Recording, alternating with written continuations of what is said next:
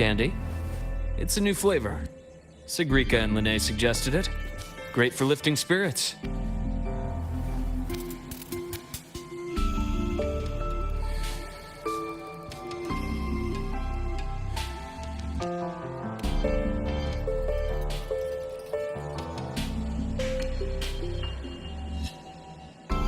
All right, Luke. What's the word on this Exostrider plan? My conversation with Lucilla went well. She's on your side. Your showing during the Dark Side incident also helped speed up the Academy's internal review.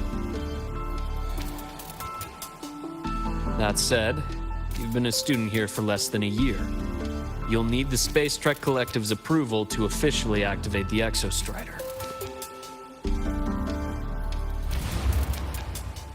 Their biggest financial backer is the New Federation. And of course, they answer to an entire board of investors. And to them, the Exostrider is definitely a high-value asset. I've been flooding their desks with reports. Your Academy investigation record, your latest test scores from Abel College, and a full physical adaptability eval I wrote myself. And were they rejected? We got a meeting. But when that much money's involved, conflicts of interest make everything move very slowly. Unlike Jinzhou or Rinasida, they've got far too many cooks in the kitchen. I'm worried we don't have that kind of time. Exactly, which is why we're going to strike first. Besides, things have changed. It all comes down to this guy. This is Chase, head of the Space Trek Collective. He just got back to Lahai on a Triumph avionics ship from the New Federation. President Lucilla, Professor Mornier, and I have all put in a good word. You'll be meeting him at the Research Institute. Chase started as a low-level employee at Ashridge Energy in the New Fed. Then, he dropped off the grid for a few years before resurfacing in a government position. After that, he left the government and started diving into multiple large-scale investment projects. Some say he's still been Ashridge Energy's man the whole time, but no one's been able to prove it. He's sharp, low profile, and very smooth. At his age, he's seen it all. His only real concern is if the Exostrider's pilot can be controlled. Normally, they'd pick Academy synchronists who have been signing stacks of NDAs since day one. But Sounds like his attitude changed. Does that have something to do with the changes you mentioned? come in. Let's talk over some hot drinks.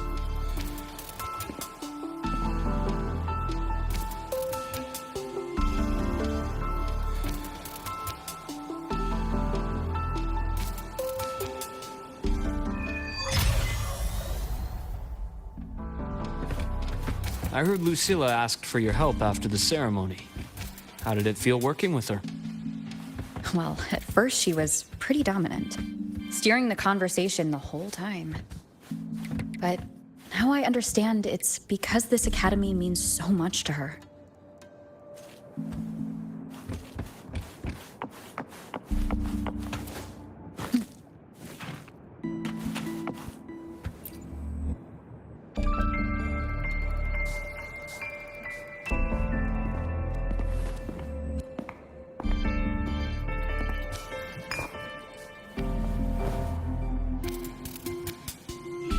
Based on your intel, the reactor core has been returned.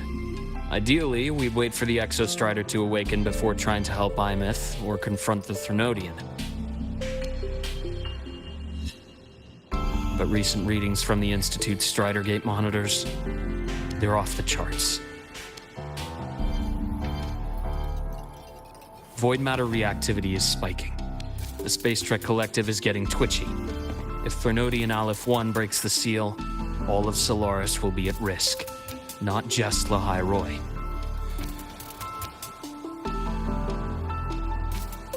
Now, the Collective didn't establish itself here without binders full of contingencies for a Thermodian event. Problem is, every one of those plans would scorch decades of scientific progress. Which, in our case, actually gives us some leverage. Enough to have a real conversation with their head. Then I'll convince him. I'll show him the lowest casualty count is the only one that makes sense. He'll have to approve me as the Synchronist who pilots the Exostrider.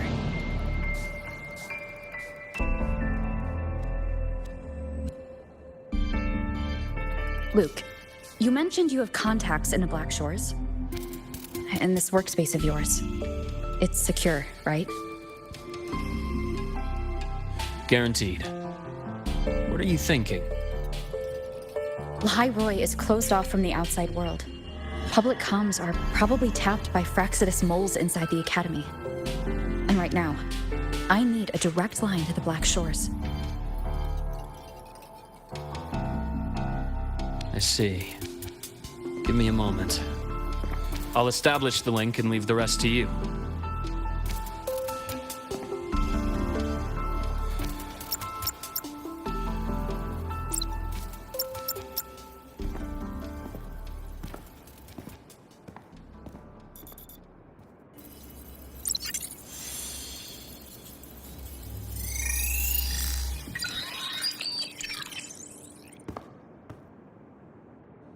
I received your call, Rover. Is the situation in Lahai Roy that dire? You look exhausted.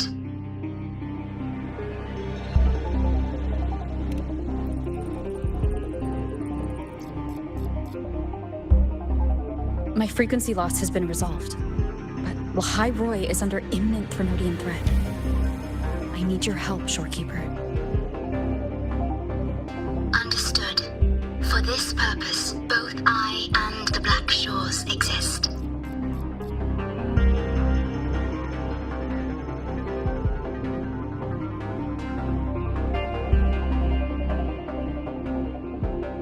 Any additional intel on the Exostrider within the Tethys system? Verified or not, I need everything you have. I trust Luke. You can speak freely. Records confirm that Luke Herson has been providing critical assistance and intelligence to the Black Shores. I trust your judgment.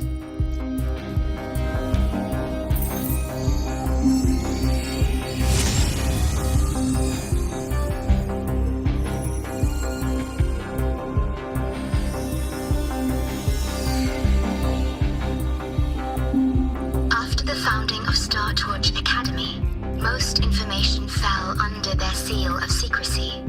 However, in its early days, you mediated negotiations between the Academy and the Roya. Through that process, the Black Shores gained partial access to certain archived insights. The Space Trek Collective fears that due to the Exoswarm's division, the Exostrider, even upon awakening, might not have enough power to face the Thermodian. This concern led to the Augmented Resonance Initiative, the Synchronists. Observing how Sentinels work with their resonators, they theorized that the Exostrider, sharing similarities, could amplify its power through a resonator as well. However, considering your link with the Exostrider, the Tether system does not recommend this method.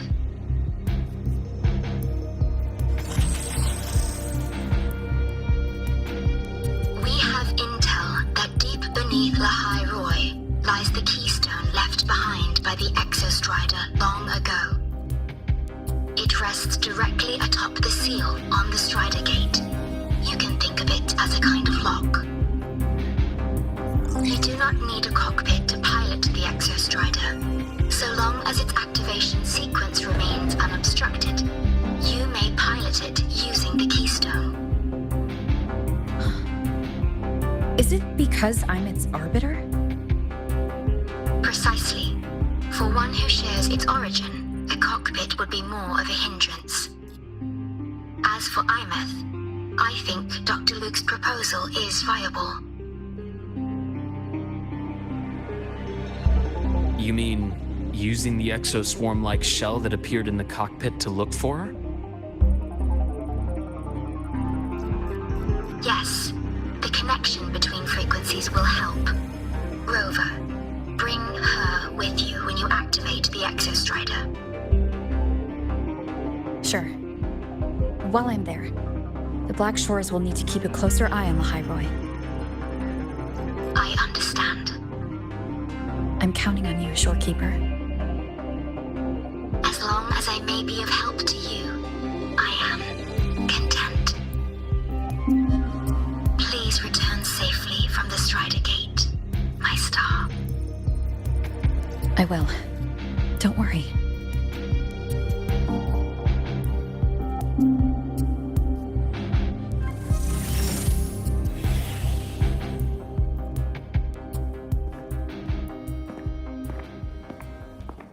I'll inform Lucilla.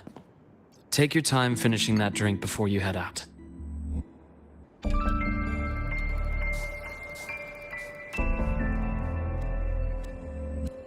What do you think?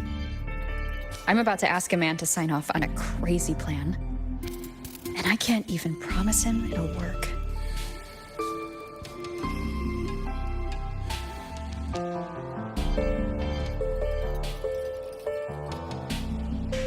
Nobody has a plan they promise will work. If Chase agrees, it's because he's betting that you're his best option. Just take the win. At the end of the day, it all comes down to the person.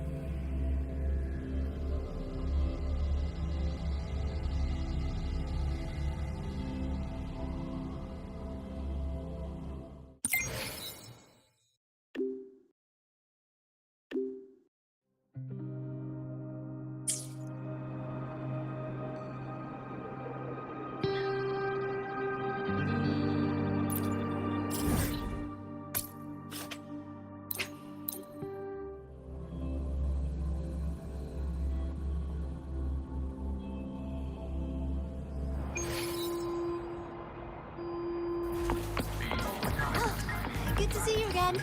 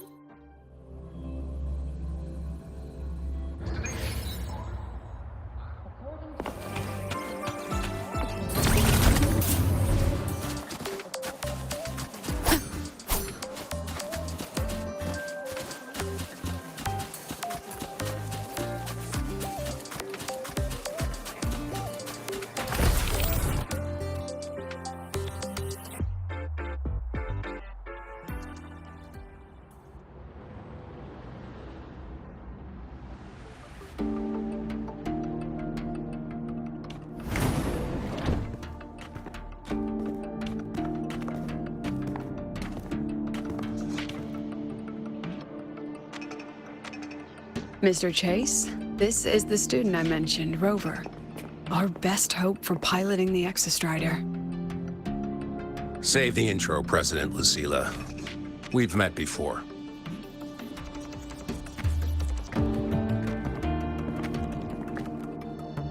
Before? In my past life at the Academy? Let's just get down to it. The Threnodian Aleph-1 situation is deteriorating. We're running out of time. I wanted to wait for the Exostrider's self-regeneration to finish, but the clock has run out on that one. So tell me, Rover, why do you want to pilot the Exostrider? What's the play? To find Imeth and put down the Thronodian. Imeth. Name rings a bell. The one with the high sync rate. Her disappearance was a real loss for us.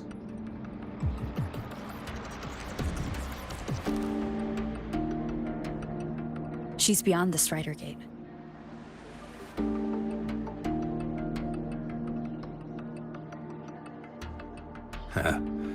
I see how it is. But finding one person in a goddamn interdimensional haystack, not so easy. You understand our position. The Thronodian is our priority.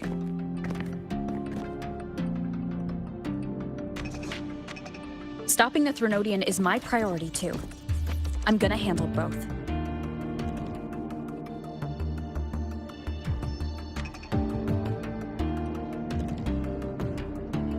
Look, we have the same objective. So like you said, let's just get down to it. If void matter erupts, Lahai Roy is ground zero. Every one of your projects will take a hit.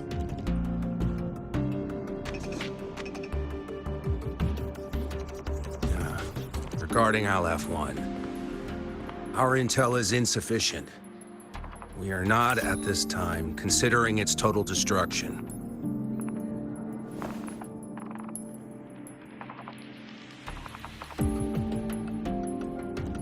What we need is for the Exostrider to reinforce the seal on the Strider Gate. To do that, we need a qualified synchronist, and we need the Institute's drive replica. When that gets embedded in the Exostrider's chest cavity, then its repair is complete.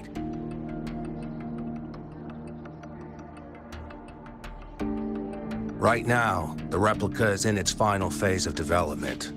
We're still missing critical data. Drive replica. Is that what you're building from the fallen reactor drive after Helios was launched? Correct. It's based on the original drive's framework. You had a hand to play in that. You made sure Helios got launched. To complete the drive replica, we require precise data from the Exostrider operating in high concentrations of void matter and environmental readings from inside the Thronodian. Without them, we can't guarantee the Exostrider can resist Aleph-1's corruption. Here's the verdict. On behalf of the Space Trek Collective, I authorize you to pilot the Exostrider.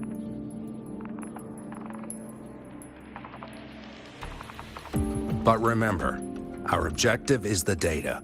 We need readings from the high concentration zone to complete the replica. And your personal mission gets 10 minutes.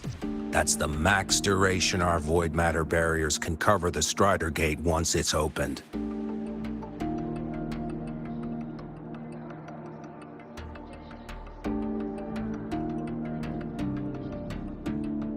After 10 minutes, you return to Lahai Roy, whether you found Imeth or not.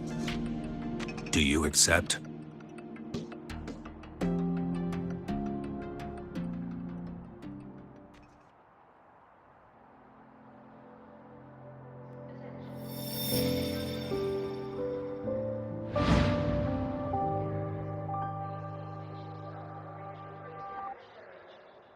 Deal. One more thing. I won't be using a cockpit. Just show me the way to the Keystone and have the Exostrider ready. That's all I need.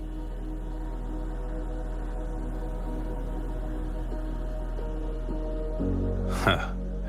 Still full of surprises. Always bringing us the unconventional. Lucila, run a high-pressure sync test for the Synchronist. I've seen the physical eval, but I want live data for validation.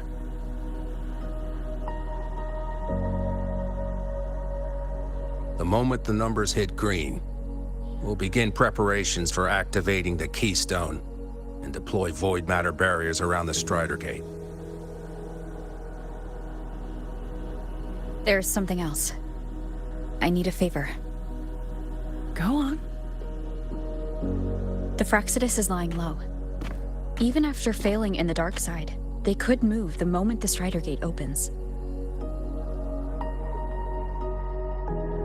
Ah, that's what's on your mind. Well, I have an update. Remember Sigrika's friend? The somewhat lackadaisical one?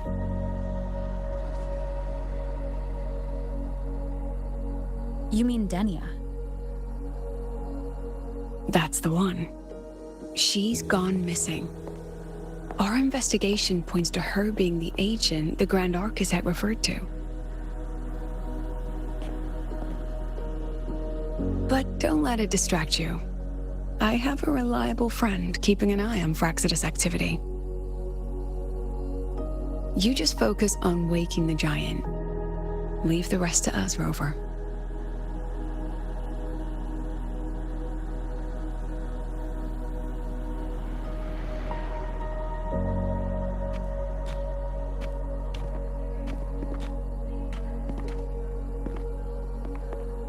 Black Shores just sent a formal communication request.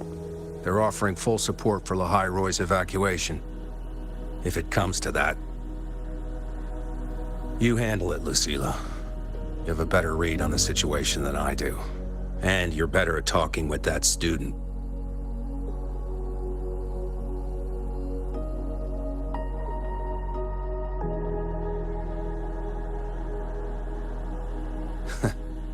If there's anything else you want to ask me, now's the time.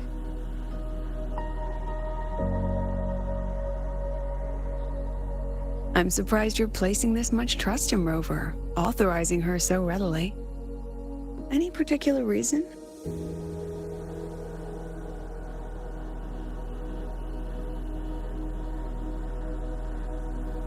We're different, President. I'm a businessman, and businessmen trust their instincts for a good investment.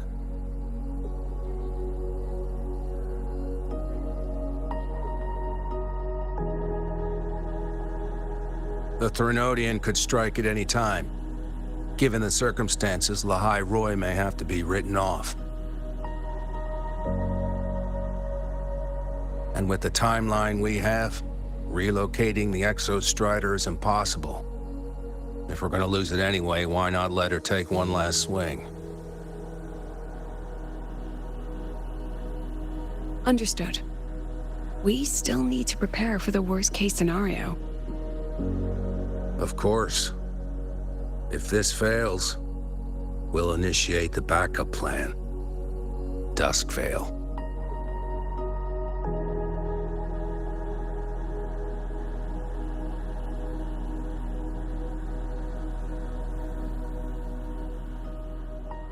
That guy gives me the creeps. What kind of place is the new Federation anyway? Are they all gonna be like that? We'll find out when we get there, Abby.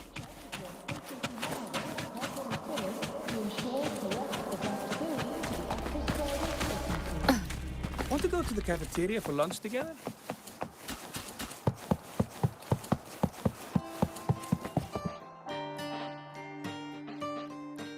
So you're that student, huh? I'm Sakia. I'll be overseeing and evaluating your test today. Lucilla filled me in on everything. This synchronization test is far more intense than the standard procedure.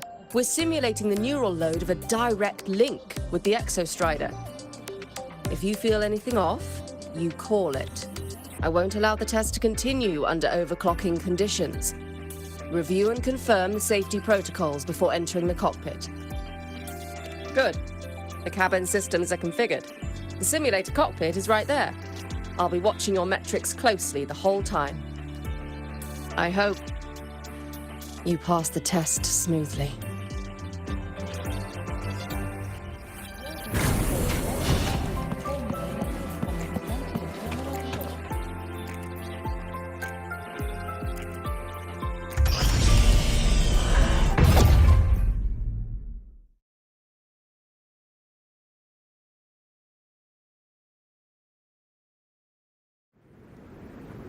Neural network connected. Tactical model constructed. Resonator vital signs synchronized.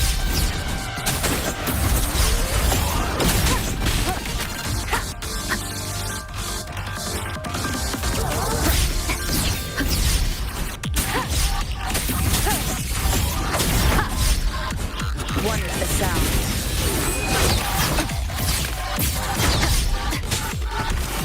Shadow, follow!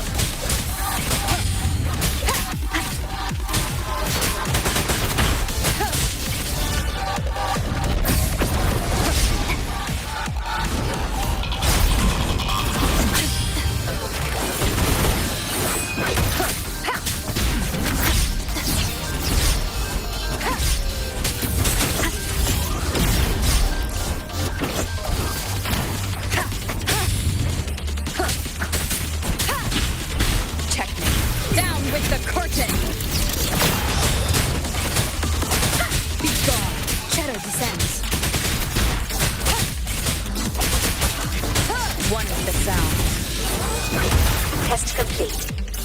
Recording synchronization rate data. Cockpit opening. Please exit according to the safety protocols.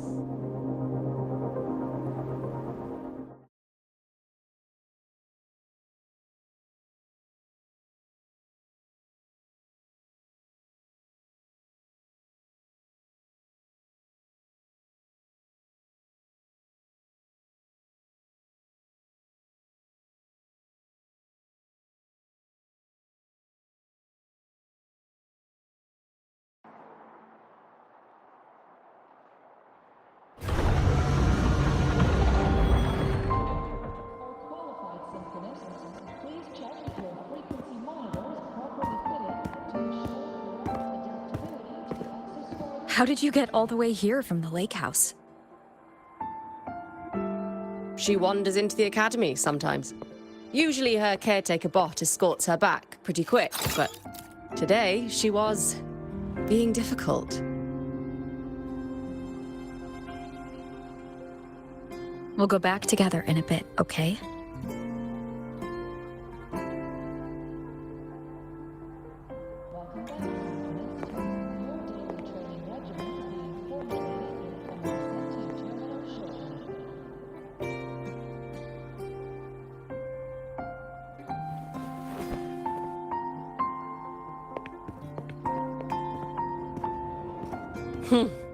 So the little terror can be quiet. Never thought I'd see the day.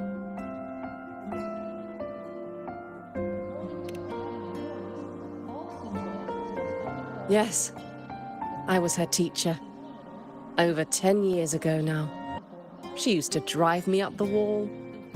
Made me lose my composure more than once. She never did seem to mind. The last day I taught her, she wrote saving the world as her career path. I asked her if that was really what a synchronist should be aiming for, then gave her a piece of my mind and told her to rewrite it.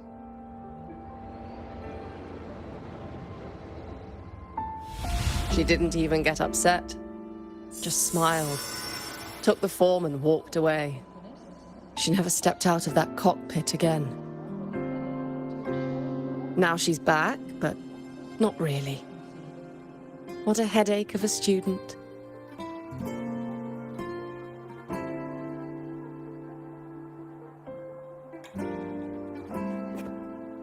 Lucilla told me you're her family. Is that true? Yes. And you're planning to pilot the Exostrider and bring her back from the Strider Gate? That's the plan. Sounds like an absurd, bold, utterly delusional idea. No one knows what's actually behind that gate.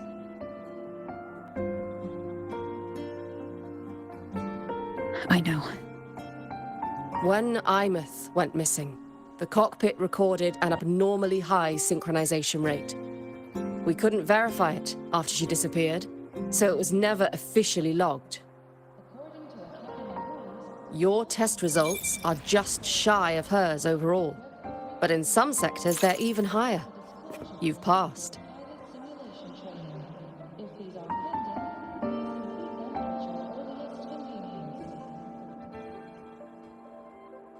I hope that absurd plan of yours works, and that you bring my student home.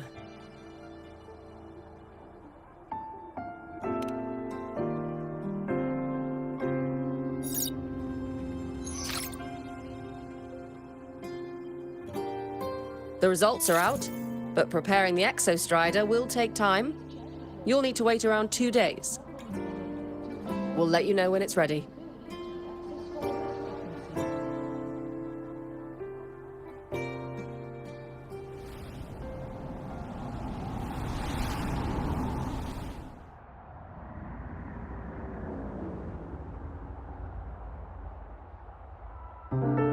Cassette.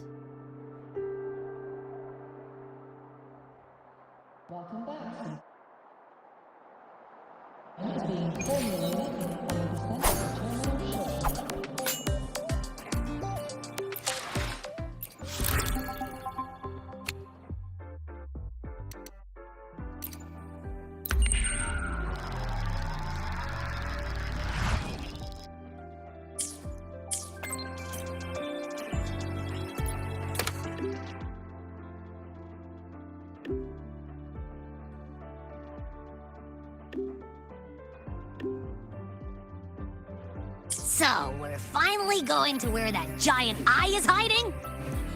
Yeah. And Abby, if you think it's stronger than you, don't try to be a hero. Okay? I've got this. But, we don't know how much strength is hiding behind that gate, huh? Our priorities are the data and IMETH. A direct fight with Aleph 1 can wait until the drive replica is ready.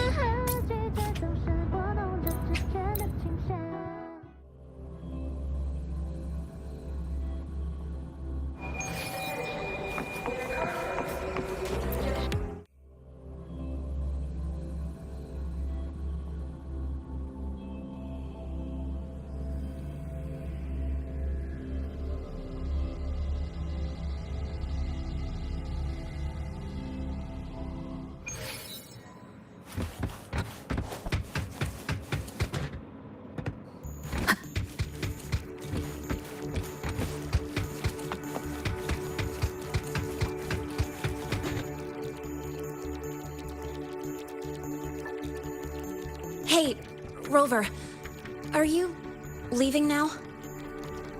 I kinda cornered Professor Mornier, bugged her until she cracked. So, you're gonna pilot the Exostrider. You feel nervous at all? I know you're awesome and all, but nobody's ever done this before. Nobody knows if the Exostrider will even move, or what else might go wrong. Everything's felt so heavy at the Academy lately. Teachers are stretched thin. Even the nearby exoswarms seem restless. Lene, are you nervous? Okay, fine. Is it that obvious? Look, after I aced the entrance exam, I thought, sweet, life's gonna be packed again, non-stop, like it used to be. But just when I was ready to finally be a student, my bubble popped. My brilliant student life, poof, and done. The Threnodian, void matter, the Frexidus, they're breathing down our necks. And I can't do anything to help you fight them. I just have to stand here and watch you walk into danger alone. It makes me feel totally useless. I'd feel worse if I dragged everyone in the High Roy into danger just to back me up. Of course, if things get really desperate, we'll have to face it together. But for now, when I look at all the students who came here chasing their dreams, I want them to stay students. Because... Whew, dang, that's a heavy title. We're in the same year, you know. But I get what you're saying. Making you waste time on a pep talk when you've got a world to save? I do need to grow up. But I won't just sit around. I'll be on standby. Whatever the Academy needs to support your mission, I'm in. And when this is all over, we're going for a drive. Can't wait for that day to come. Professor Mornier's up ahead. Good luck out there, my friend.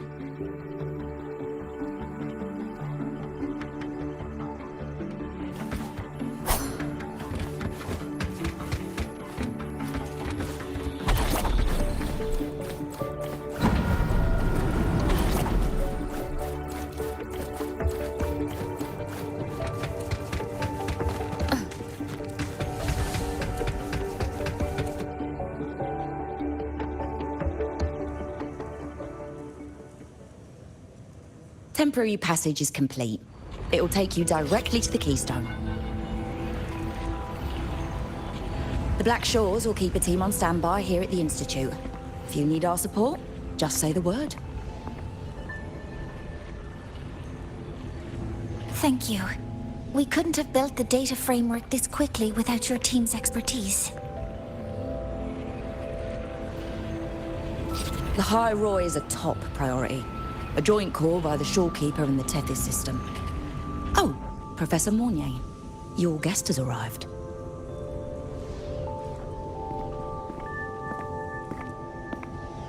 Ah, you're here.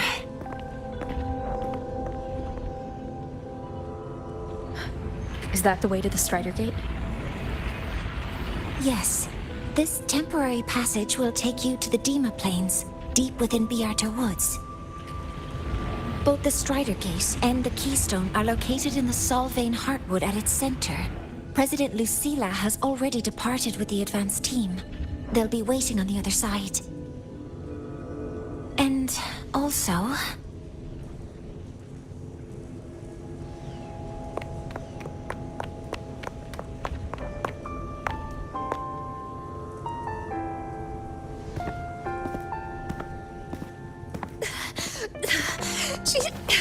She's too fast. What happened? Professor Monnier, she suddenly bolted into the cassette depository and took this. This is...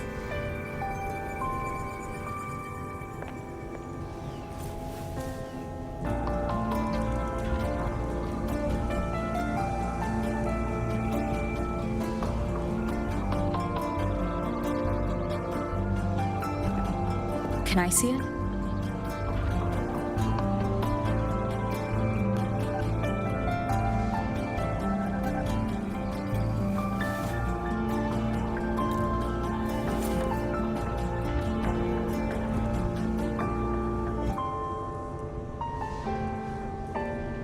I'll give it back in a moment. Mornier, do you see what's special about it?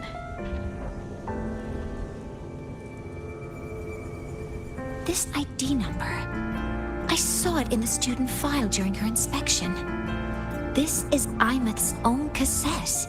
It's been stored in the depository since she went missing. Why did you want to bring this now? It may be instinctual. Dr. Luke did say this exoswarm-like shell shares a frequency link with the real Imeth.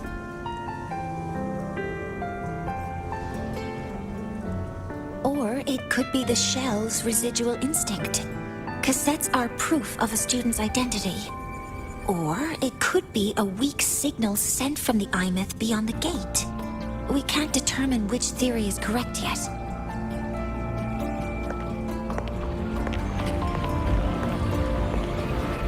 However, this does remind me, carrying a cassette into an unexplored Voidstorm zone follows standard exploration protocol. Do you have yours?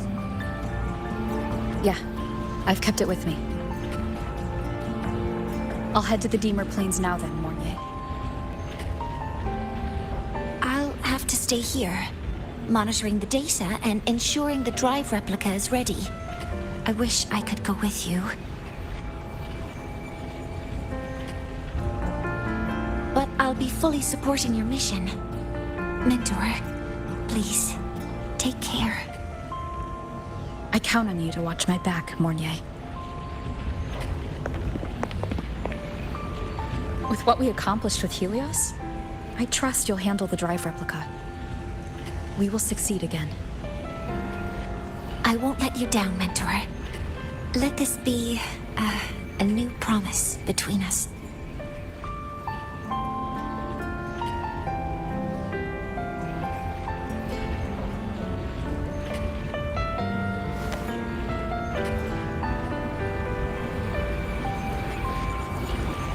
Let's go.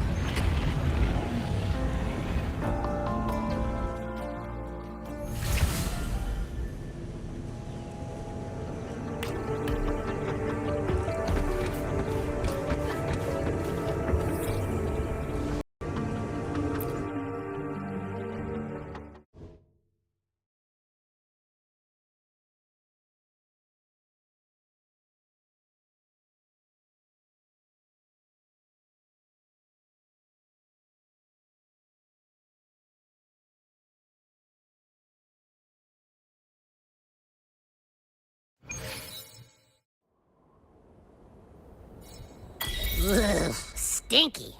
This place reeks. The smell of that giant eyeball's getting stronger. That massive glowing tree. Is that the Solvane Heartwood?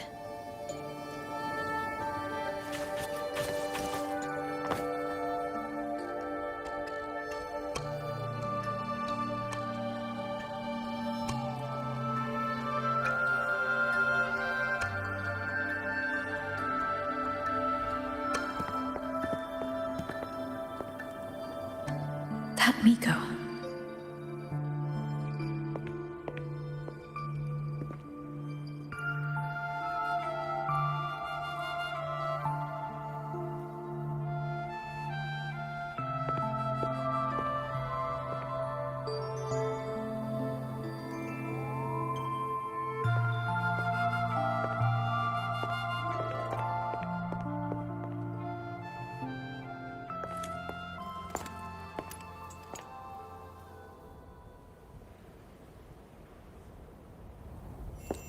Wait, before you go, you should say hello to her.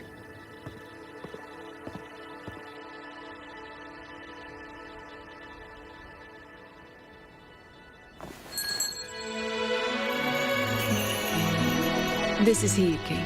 I told you about her before. The only reason we could set up the monitoring equipment so quickly is because she cleared the way for us.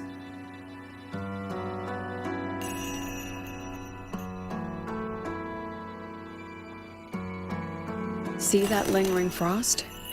10 years ago, a void matter rift opened in the Deemer Plains. Hiyuki went there alone and sealed it.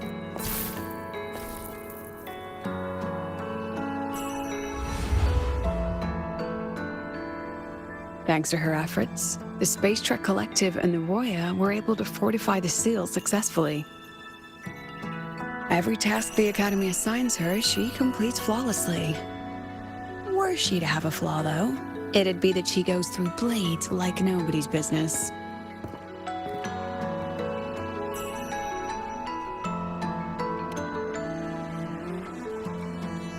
Yes. Lucilla spoke of what that child did. She is a good one. Strong.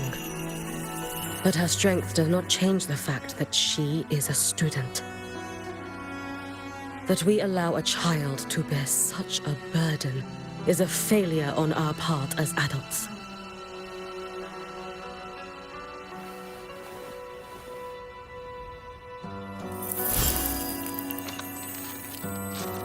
I sent this white bird to search the void matter's concentrated depths, and I am certain I felt her frequency.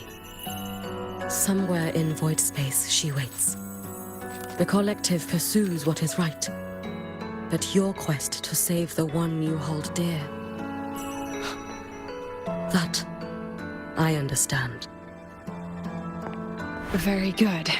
But I'm afraid we can't say more than that, okay? Right now, both sides want the same thing. That's the best we could ask for.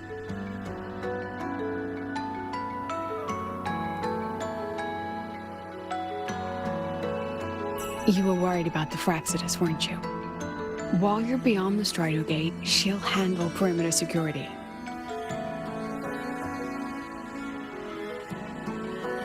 She's hunted both the Threnodian and the Fraxidus for a long time. There's no one better for the job. Right, Hiyuki? Yes. Those two Fraxidus members. I will track them down. Here. Take this. The white bird carries my power. It will shield you. Should you lose yourself in the void matter, it will also guide you back. Hiyuki is part of Star Torch Academy's Special Response Force. She works from the shadows. She's been an incredible help to us all. If, in your fight with the Threnodian, you require aid, you may make a wish to me.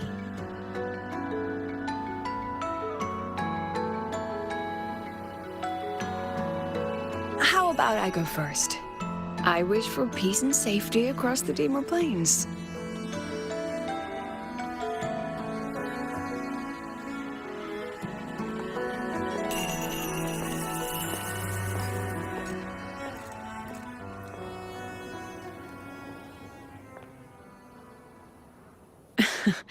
Hiyuki is the strong and silent type. Spend enough time with her, though, and you'll find she's rather fascinating. Why didn't you introduce us before? Why the reveal now? No point in hiding what's already in plain sight. Besides, you're both strong, and it's safer if you work together. What did she mean, make a wish? Just what it sounds like. But don't make one unless it's life or death.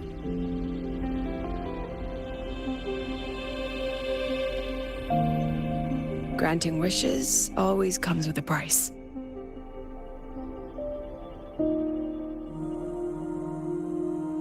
I've sent you intel on high concentration void matter zones. Review them when you can. I couldn't say this with Chase present, but I think you understand. For him, this is a calculated investment. For you, it's a suicide mission. You've been in void space. You've faced it. If Aleph 1 truly lies beyond that gate, it'll sense you the moment you cross over. This won't be easy. The Exostrider isn't fully repaired. If something goes wrong, it may not be able to hold out against Aleph 1. And the Collective won't risk an extraction if a void matter outbreak is imminent. Once you enter the gate, you'll be completely alone. Are you ready, Rover?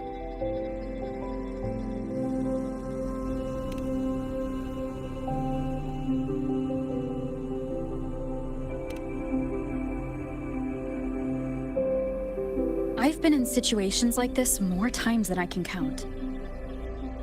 If I only cared about walking away clean, I wouldn't have gotten this far, or be standing here now. So, thanks for the concern, President. But I've been ready. Very good. I'm relieved you thought it through. I'll be here with the others, monitoring the void matter barriers. If something happens, I have to respond immediately as the Academy's head. We'll probably be able to maintain a data feed. But based on past intel, the void matter's disintegration effect will destabilize the signal. It'll likely cut out once you reach the keystone. From that point on, every call is yours. I understand. President Lucilla, we've checked her condition. No signs of void matter contamination. She's stable.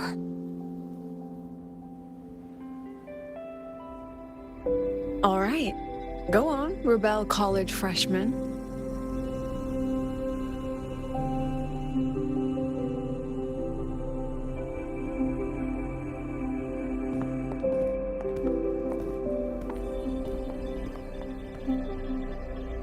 The students and faculty of Star Torch Academy have been waiting for the day the Exostrider awakens. May you return victorious.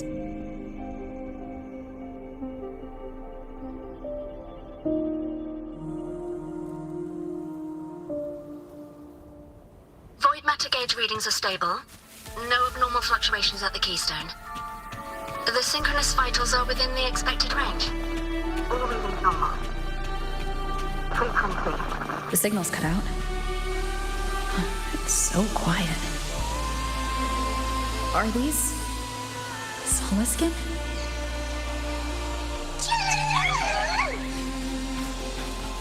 Are these little guys guiding me to the Soulbane Heartwood?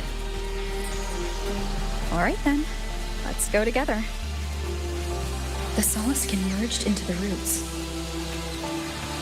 They didn't return to the Exostrider through the Solace trees. They used themselves to reinforce the Keystone Seal.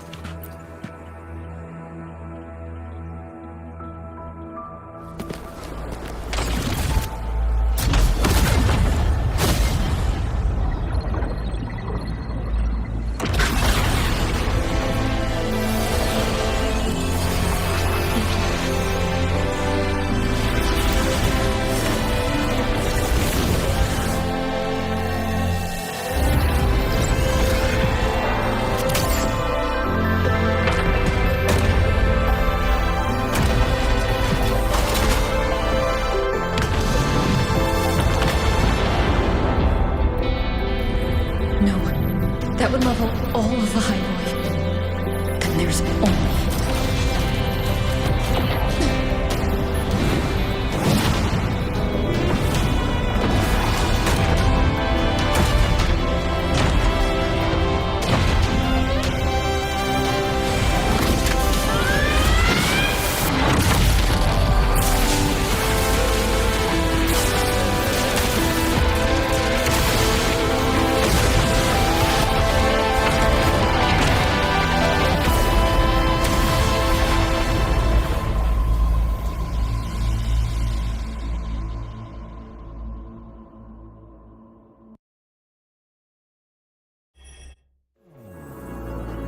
Starting to feel dizzy.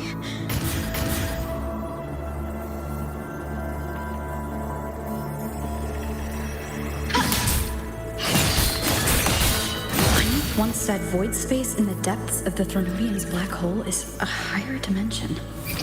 Like a kaleidoscope. Time and space here don't flow. They're tangled. Is all of this inside Olive One? Those figures. That's Space Trek Collective and Voying clothing. They're reaching for something. Can't make out what.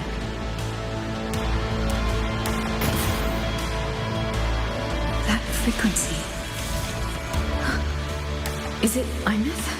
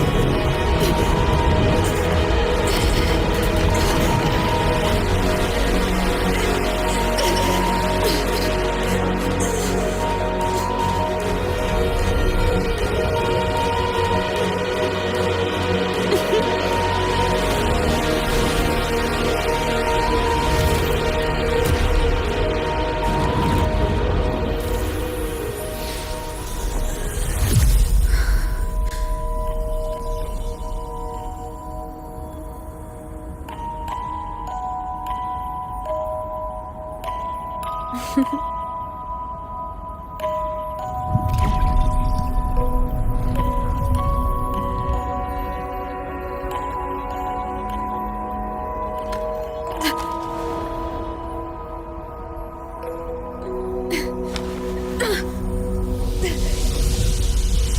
light of the origin point. We will bear it.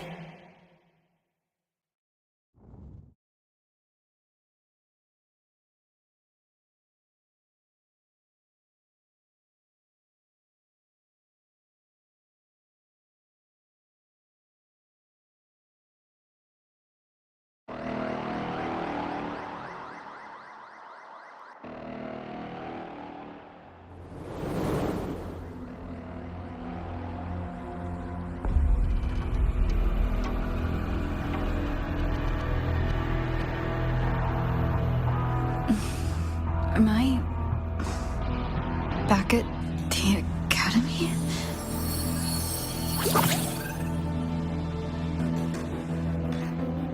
Yeah. You okay? Ugh, I feel terrible too. Something just yeeted us out of the Threnodian's gut. Oof. Rapid interdimensional whiplash is no stroll through the park, I tell ya.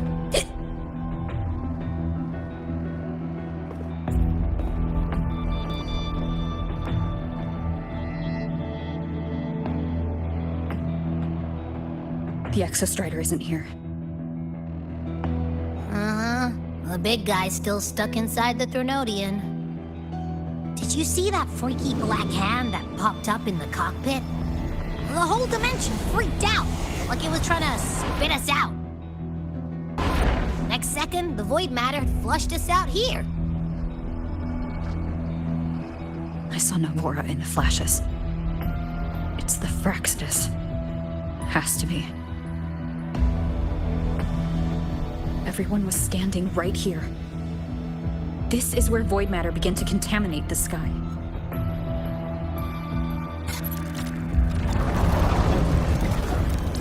And LF1 was watching me and the Exostrider beyond the gate.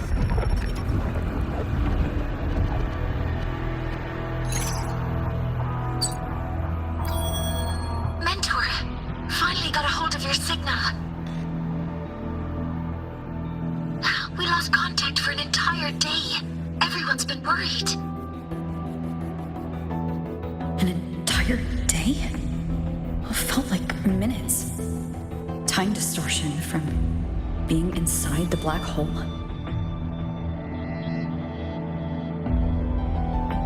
Mounier, I'm fine. We had an incident. The Exostrider is still inside void space beyond the gate. And now, even the Academy inside the void matter barriers is getting hit by void storms. What happened while I was gone? After you went in, the data transmission was perfect. We were celebrating. But not long after, void storms began to erupt even inside the Academy. We haven't been able to find any breach or source to explain it. Most of Lahiroi has been evacuated to the Collective's escape pods, with Black Shore support. Those who remain are gathered here at the Institute.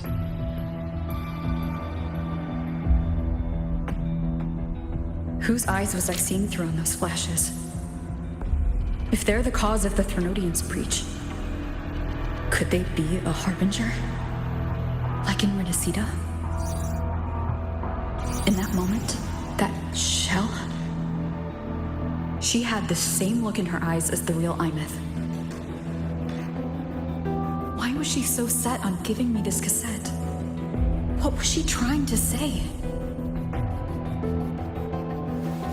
Looks like I'll have to open it up to find out.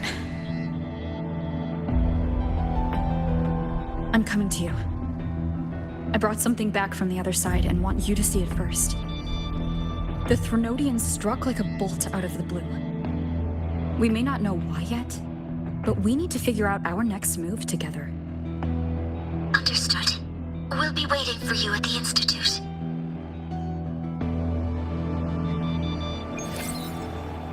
That's a lot of Waveline messages. All from when I was beyond the Strider Gate. I really made them worry.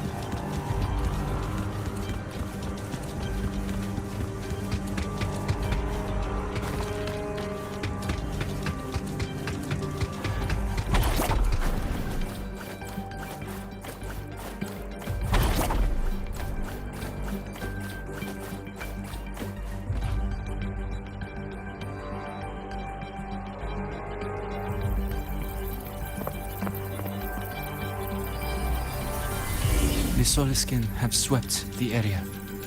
None remain in Bjartar Woods. Someone just posted a call for help on the campus's Waveline group chat. I'll go back to run a final check later. Sigrika, are you sure you alone can handle it? Don't worry, I have my runes. They'll help me drive back any contaminated exoswarm. The Soliskin will guide me too. I'm coming with you. Finding people is one thing, hauling them back is another. It'll be faster if we take my motorbike. Status report, Professor Mornier. The launch orbit has been confirmed. The drive replica is projected to launch in 16 hours, at which point it will initiate Duskvale. Then we evacuate every remaining soul in Lahairoi before that window closes. Check the ships at the Royal Frostlands port, in addition to the escape pods. We don't know how long Duskvale will hold. No one stays a second longer than necessary.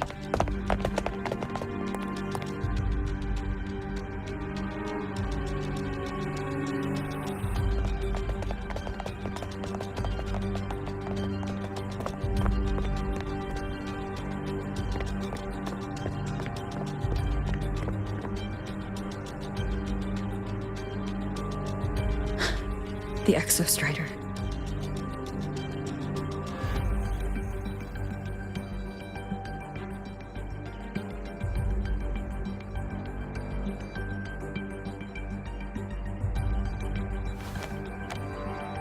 I heard from Professor Mournier. You went dark for a full day. We thought we'd lost you to void space.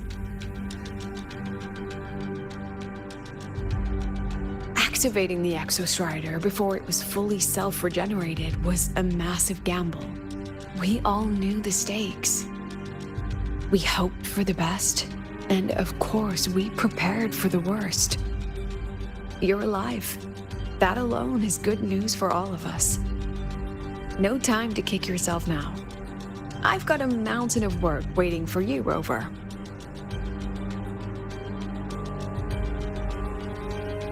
Please, have a look at this, Mentor. The Research Institute is running the final modifications on the drive replica now. The Roya are assisting with assembly and verification. It's built from the framework of the fallen reactor drive. Various materials from the Exostrider, too. It's everything Lahiroi has been working toward. This man-made heart is our final legacy for Solaris. In 16 hours, we launch it into the canopy above Lahiroi. Once evacuation is complete, it will activate, transforming the canopy into Duskvale. It'll contain the spread of void matter.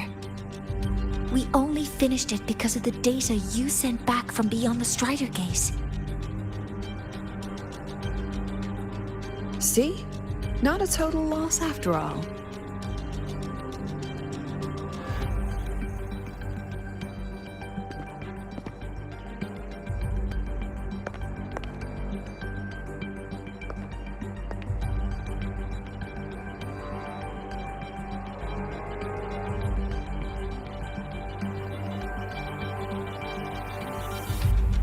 Thank you. All of you. About what I experienced beyond the gate. There's something I want to show you.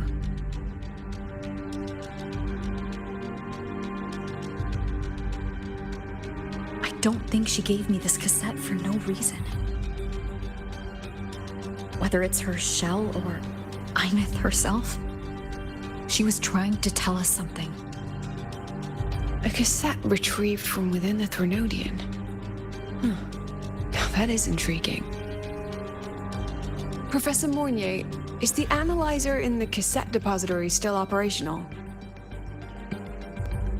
We can head there now.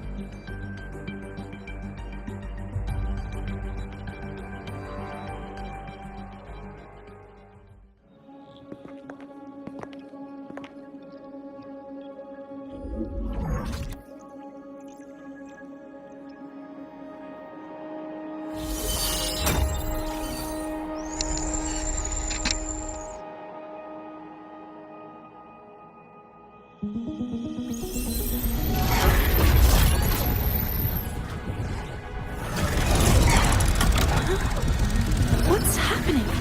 Why are all the cassettes rewinding?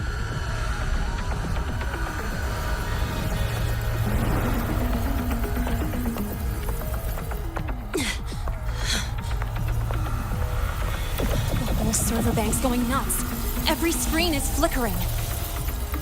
Oh, the data volume is far beyond the cassette's capacity. It's as if thousands of people left their records in it.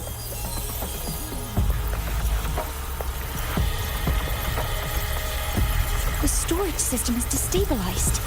It's now flooding data into every archived cassette in the room. But this isn't memory data. Aside from the corrupted junk, the compressed mass consists of coordinates. Coordinates? From beyond the gate? Are they locations inside the Threnodian's black hole? Based on your report, Mentor, conventional space-time doesn't apply in void space. You can't plot a standard map there. If Imith went to these lengths to give us this, she wouldn't have made it impossible to follow. What if they're coordinates in Lahiroi?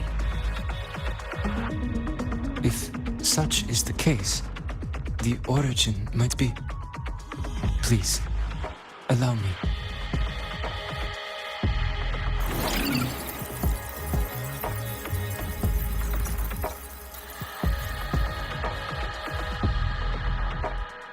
uniform format these coordinates share.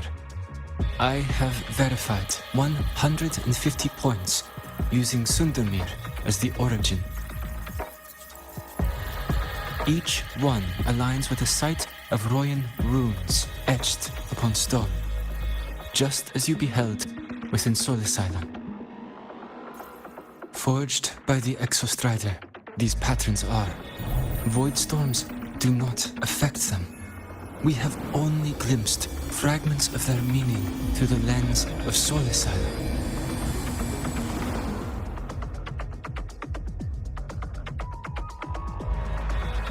I see. Let me overlay these coordinates onto a Lahairoi map. It should make things clearer for us.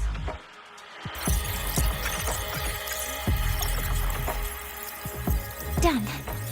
Using Sundermere as the origin, the distribution looks like this.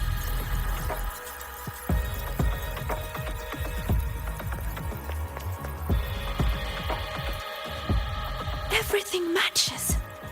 I'm spotting every Royan rune site in Bjorterwoods on this map. But what about the other coordinates?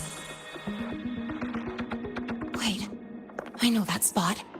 That's where the Void Storm hit at the start of all this.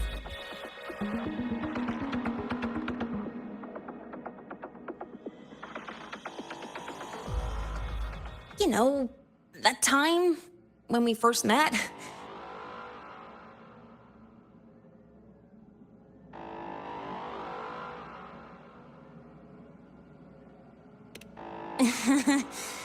Sorry. Anyway, back to business. Void storms.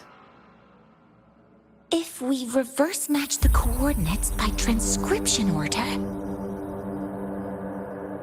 then Royan runes could be marking every spot a Void Storm has ever hit.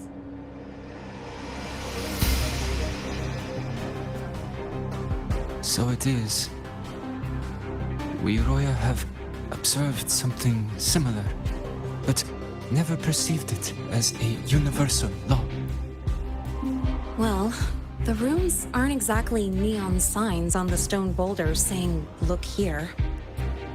there are too many locations. With the personnel we have left and the autonomous bots. Leave the manpower to me. You want to bring people back from the escape pods? Precisely.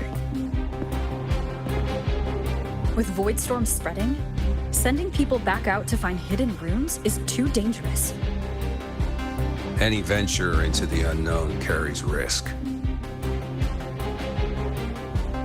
Studying the Threnodian was a risk. Playing chess with the Fraxidus was a risk. And piloting the Exostrider through the Strider Gate was certainly a risk. But where there is a sliver of hope, the Space Trek Collective will always find people willing to bet on it. Once Dusk Vale is initiated, this place becomes a sealed tomb. The intelligence retrieved from void space is our only remaining asset up for study. It's our only leverage against Aleph-1 before Dusk Vale fails. We have the capability, the responsibility, and the will to secure this void space data. Face the unknown and we may lose much. Flee from it, and we lose everything. Then leave Bjarter Woods to me. It's the most heavily contaminated area. If this is because of what happened to the Exostrider,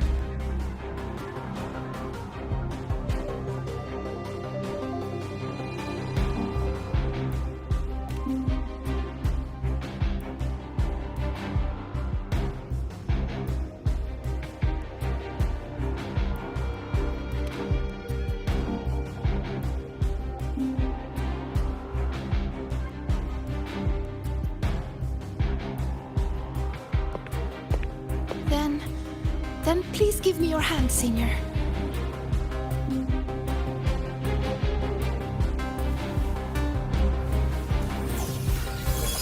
this. It will guide you to other Royan runes.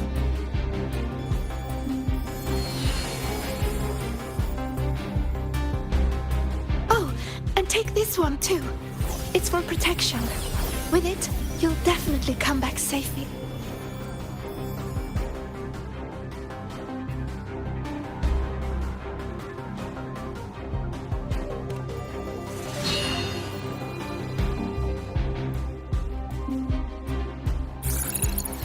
Clock starts now. Recover all Royan runes before Duskvale gets initiated.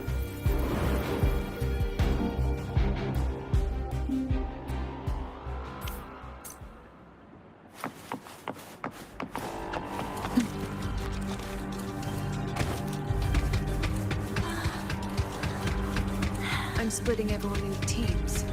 They'll depart in waves according to their assigned groups. Good. I will prepare the...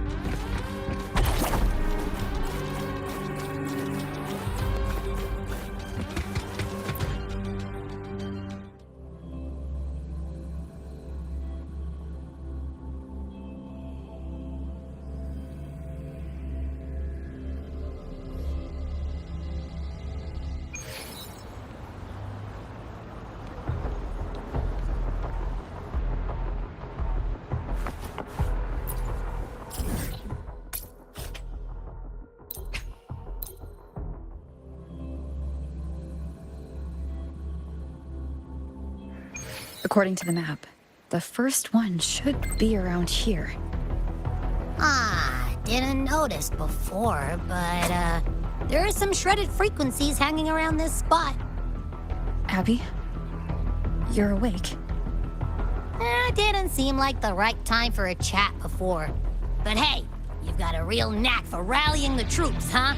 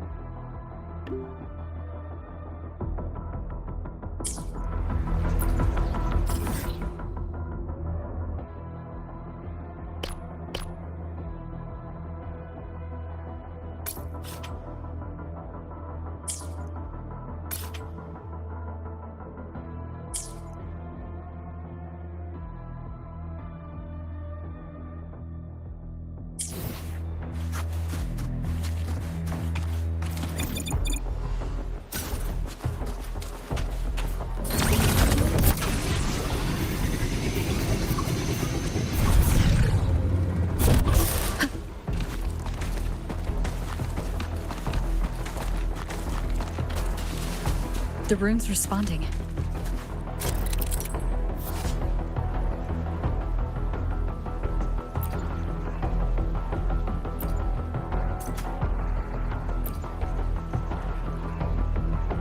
Whoa, something's glowing over there.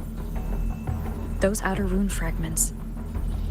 Line them up just right, and they might connect with the runes on the boulders. Let's try.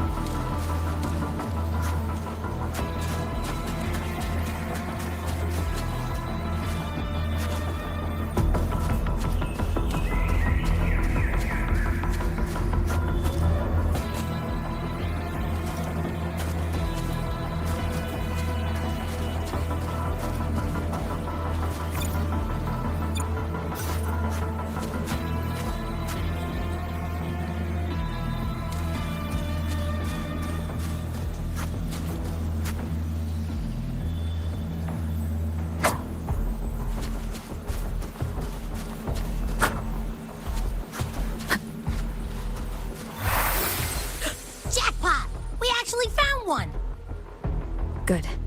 I'll send it to the Shaper and the others for a look.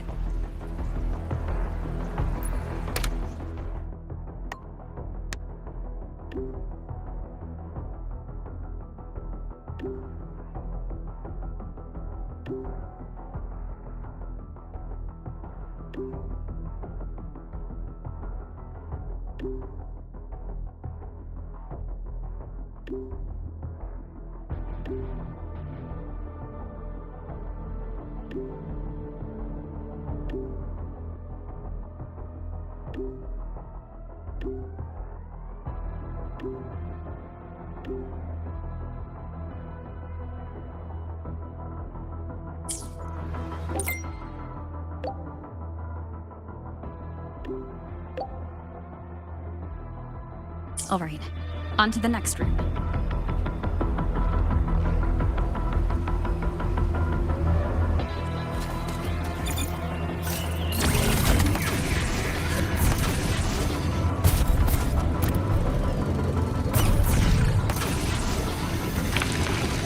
Same as before.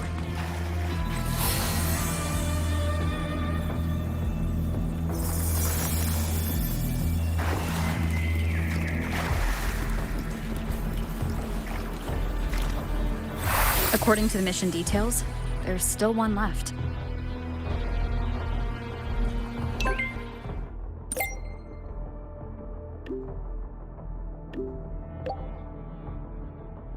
We're blazing through these runes. Yeah. Teamwork makes the dream work, huh? Right.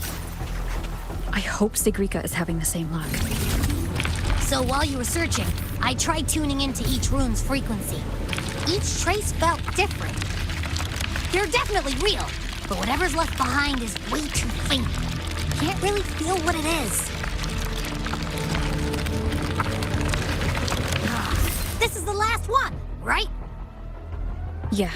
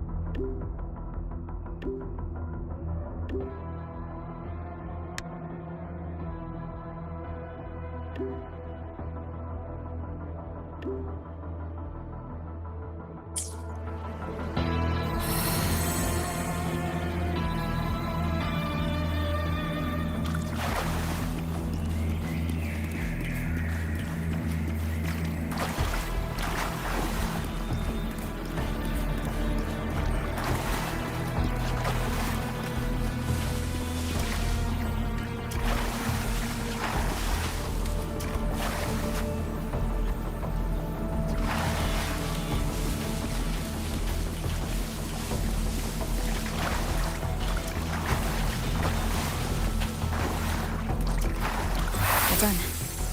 I'll send it to Lucilla and head back.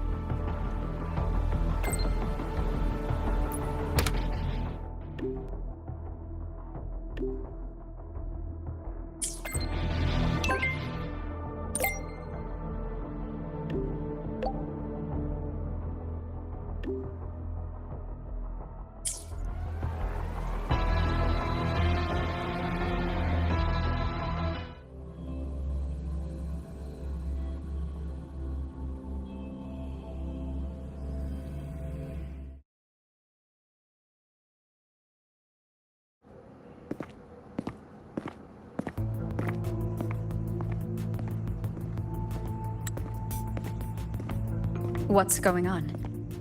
Ah, Mentor, you're back. We've finished analyzing the runes, but their meaning still escapes us. As for the overlapping coordinates, we've run multiple standard decryption algorithms, but the results are contradictory.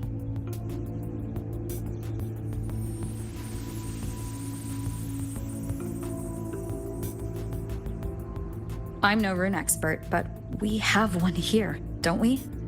She resonates with them. Who? Wait. Me?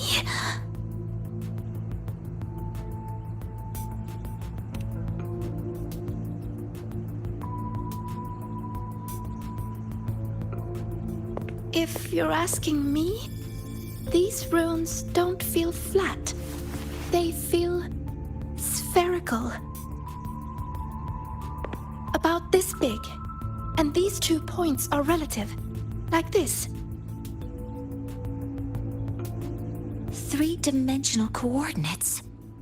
Orthographic projection. If we take the reactor drive's light data from the database as a deck layer and reconstruct it,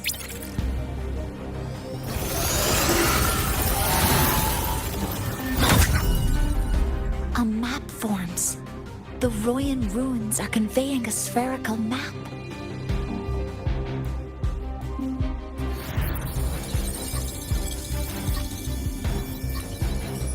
What are these 2 places? The one on the surface corresponds to the Strider Gate. As for the one at the center, there's too little data to confirm. But by geometric definition, it's the origin point of the entire map.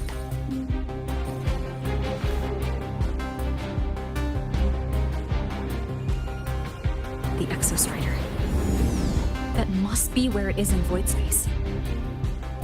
It's the only thing that could survive there. The lodestar Imeth was trying to show me.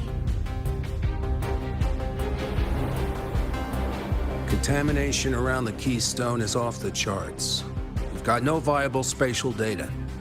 In other words, using the Strider Gate to get you to void space isn't an option. I remember Lucilla mentioning a sealed rift in the Deemer Plains. Yeah, right. Once Hiyuki from the Special Response Force breaks the seal, that could serve as a new entry point. But without the Exostrider, are you suggesting crossing the Strider Gate and searching for it yourself?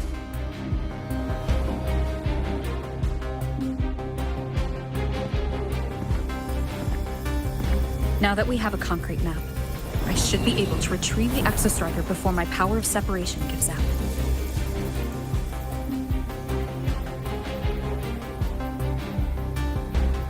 A compelling proposal. Hard to refuse. But don't forget the Exostrider is currently out of power. Finding it is one thing. Extracting it is another.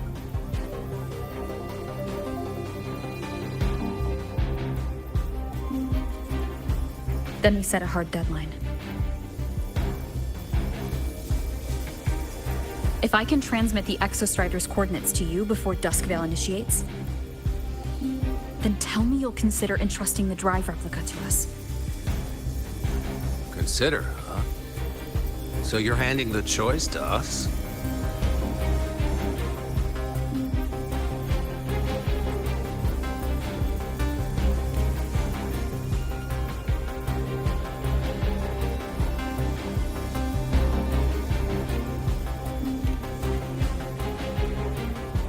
I'm not asking for a guarantee.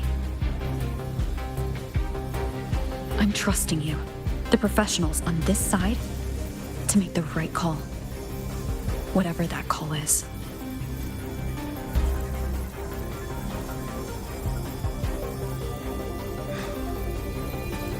The Exostrider's value justifies the risk. I agree to your proposal.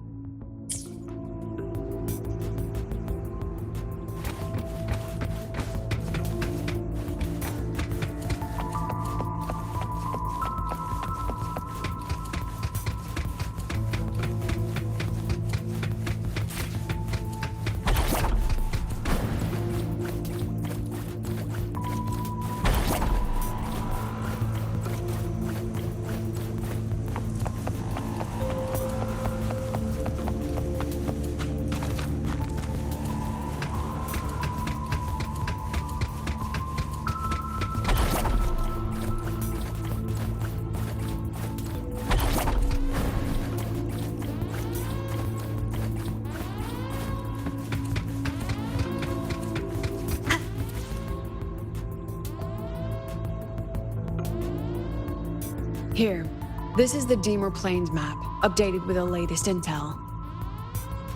Be mindful of the contamination. It's not just the exoswarm or local life forms being affected. It's sealing off the terrain itself. That said, where there's a will, there's a workaround. Hiyuki found one, though took her some time. That Miko. Yes, she's been investigating the Deemer Plains in secret. You'll meet her there. She also asked me to tell you that she's run into the Fraxidus there, including the missing girl, Denia. Let's just say honesty is in her nature. She just thought you might want to know. Perhaps her way of showing she has no hidden agenda. Noted. I'll be leaving then.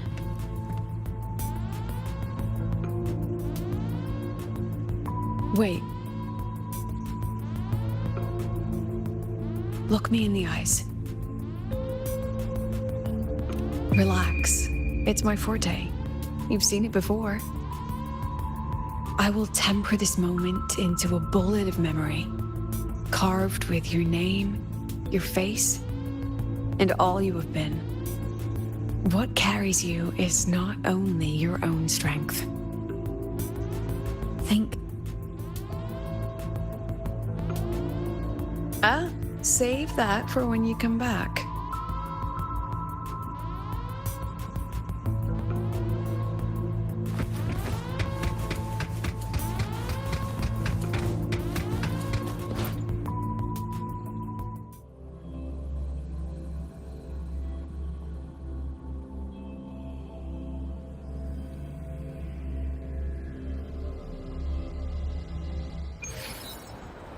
An entry point hidden in the Deemer Plains. Time to get to Bjarter Woods.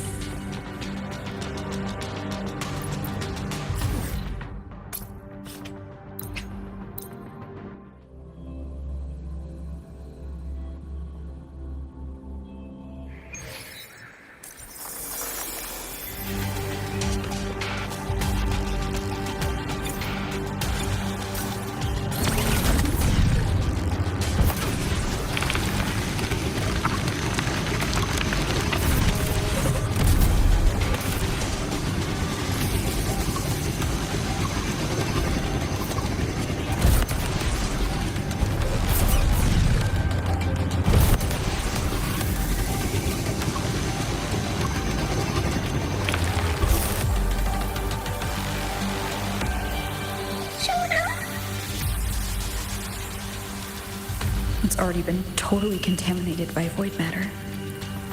Might be worse than I thought the lower I go. But the frost seems to be slowing the spread.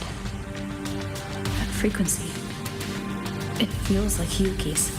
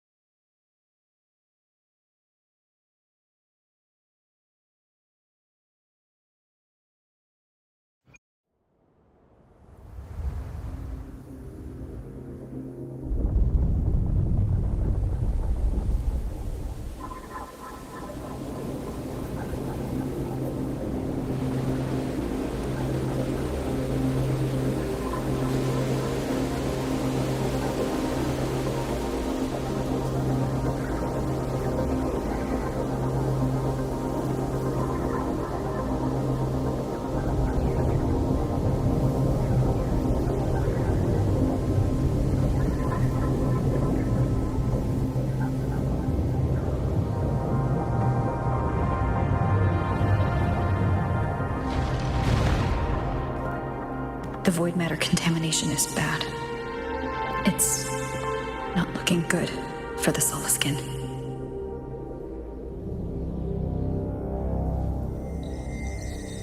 This white bird. Did Hiyuki leave it here? All right. Lead me to Hiyuki.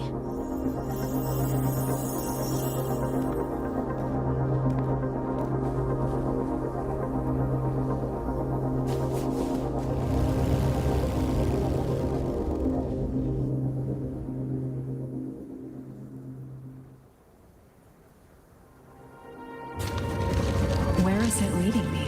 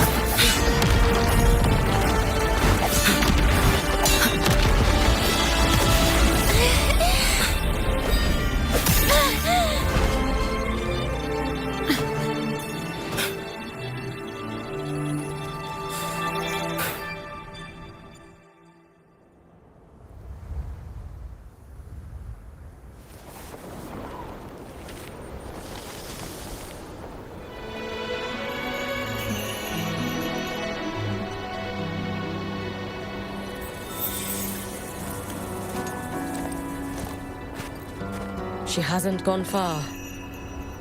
Probably watching us from the shadows.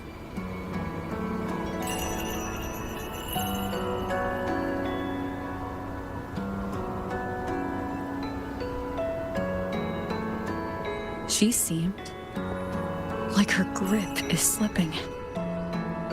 She was already like this when I last encountered her, shortly before the Void Matter surge.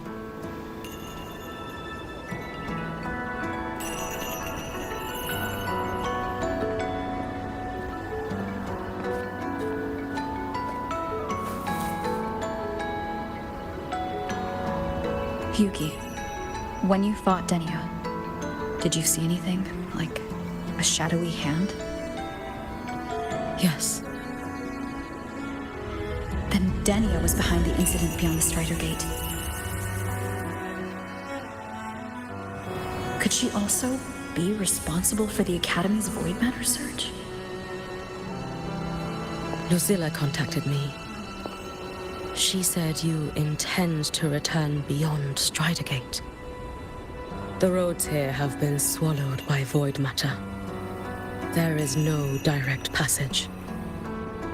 Lucilla must have told you of the rift that appeared over a decade ago.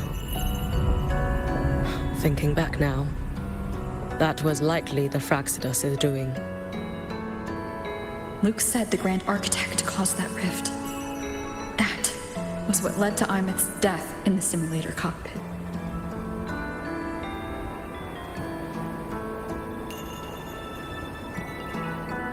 If they used a Threnodian frequency extracted from here to influence Denia, then the Space Trek Collective was already infiltrated from the beginning. The Threnodian surge now could be their attempt to force the girl to master that power. Or perhaps that power within her has simply broken its leash. Long ago, I sealed a portion of my own power there to help aid the Solvane Heartwood resist the Threnodian. Break the seal, and you will pass through the rift to reach the Void Matter depths beyond it. Understood. I'm relying on you. Let's go. Time isn't on our side.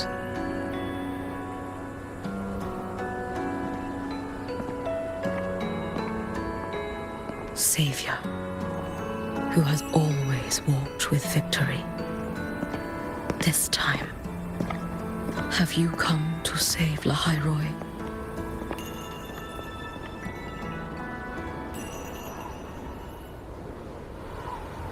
This is...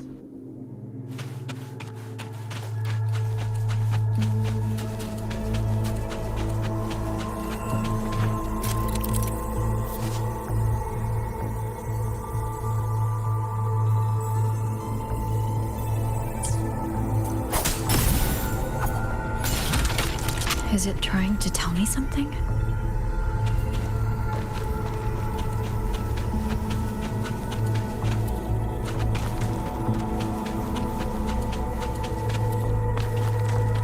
Aleph 1 seems to hold little interest in anything besides humans. Most of the structures it devoured have drifted here.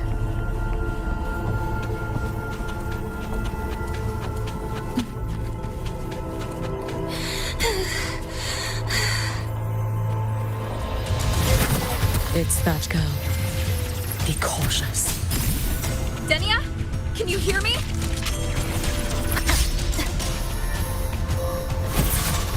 I will handle this.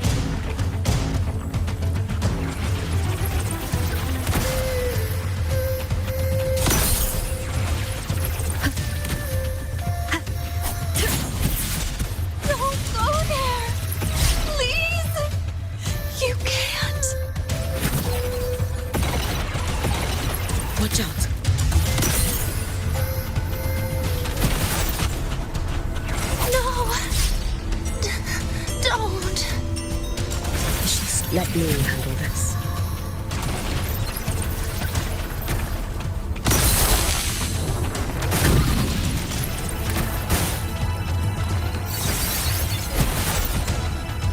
It's fine.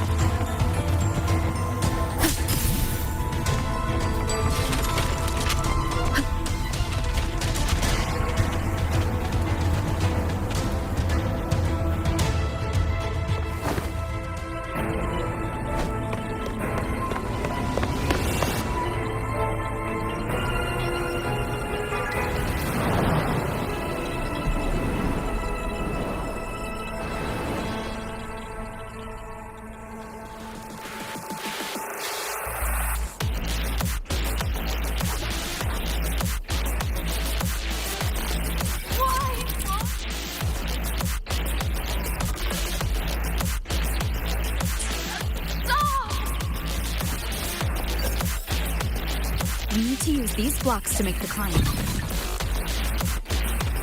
It will eat you.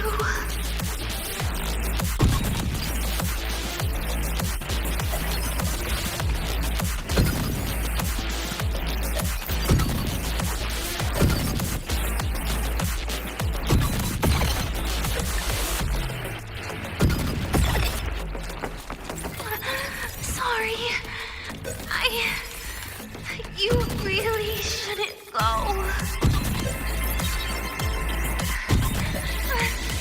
I sent you away. So why? So it was you, Denia.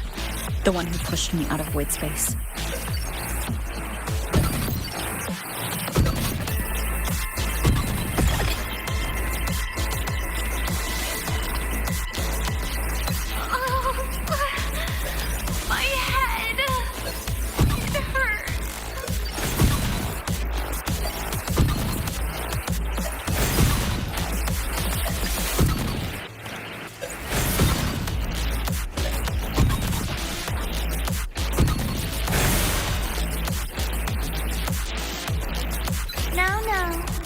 Playtime over.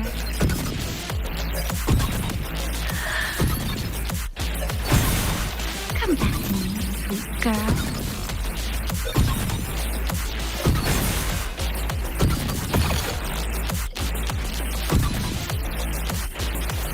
No!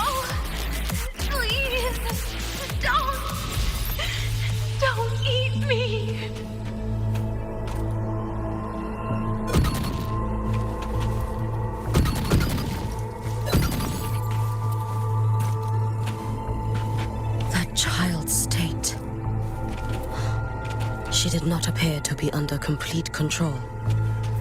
It was Denia herself who stopped us. Let's go. We need to get up there first. Got it.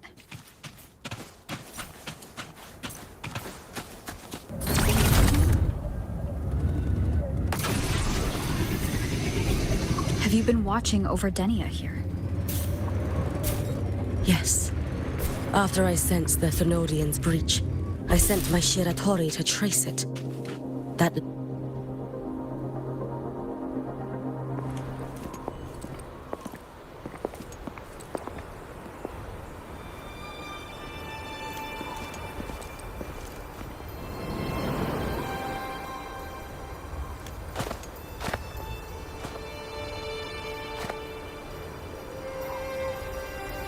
Wait here. This seal is wrought from the future's tithe. To put it simply, I drew upon countless versions of my future self and anchored them here to suppress the void matter. To break the seal is to reclaim those futures. That task is mine alone. I understand. I'll leave it to you. There is one thing.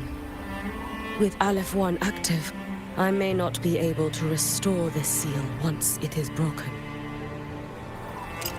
You choose the most perilous path at the most perilous time.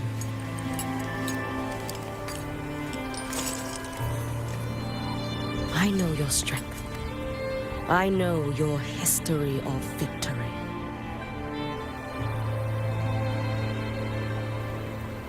To take such a risk? Is it because you remain confident you will not fail? That you cannot lose to the Thenodians? No, I've failed before. I don't think anyone can win forever. If I'd never lost, maybe I'd still have my memories.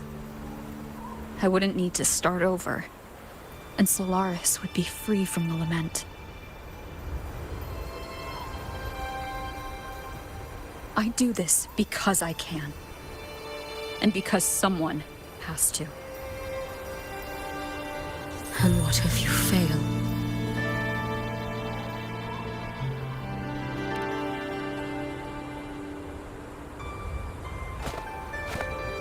I meant, what becomes of you? Maybe I'll be lost to void space. Maybe I'll find a way to turn the tide. I can't know right now. But if I don't try, there's no way I'll ever know. What makes me scared isn't coming up short. It's the thought of not giving it my all. The cost of this attempt is steep, and you bear the weight of many. I expected more caution. To fail even once against a Thenodian is to invite apocalypse. Even knowing this, you would still go. Hiyuki? Lucilla told me you fought a Thenodian in Ashinohara for a long time. I don't know how you did it, but I can only imagine what it took to hold the line in a place already so destroyed. So, I'll ask you. Did you fight in Ashinohara because you were certain you would win? No. I was not. I never was. Then you understand why I'm doing this. You would make the same choice in my place. I see. I will attend to the seal of Flaming Sakura. It will not take long.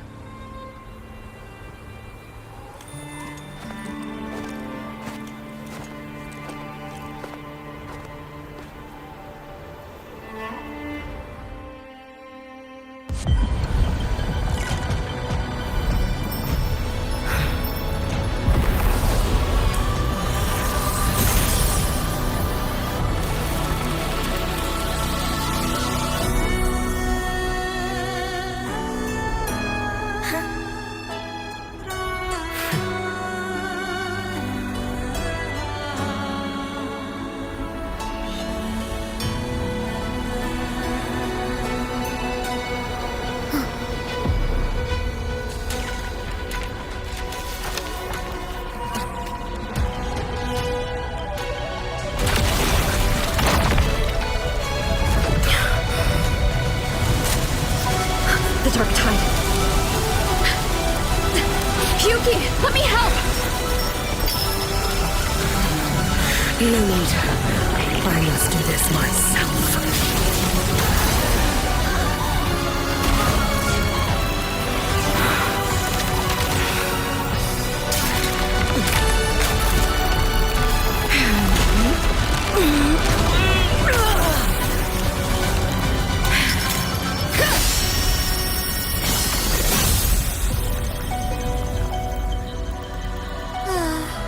Why not choose the easier future?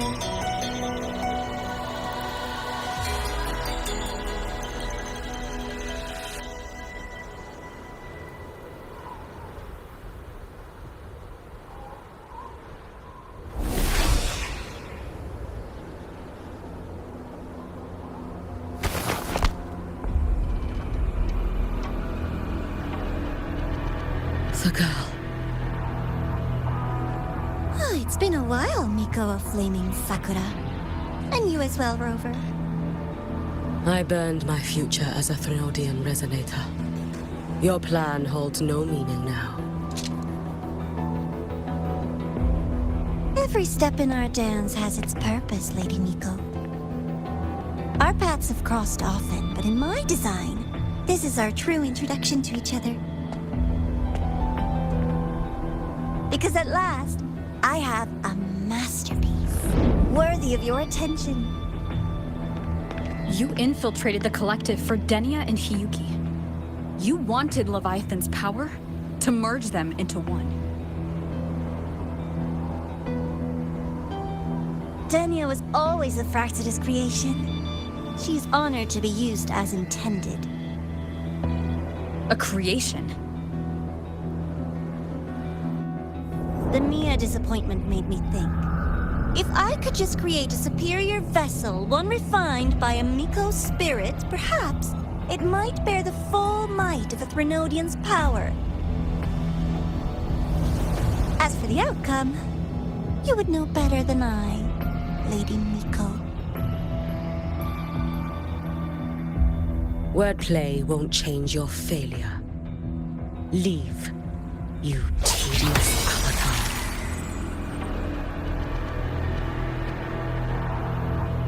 Failure? No. Listen, you two. I'm just showing Solaris another possibility. If we made one Denia, we can make another. And another. Until we hold a complete obedient Threnodian resonator in our hands. Your own borrowed future showed you that. A true Threnodian resonator will exist.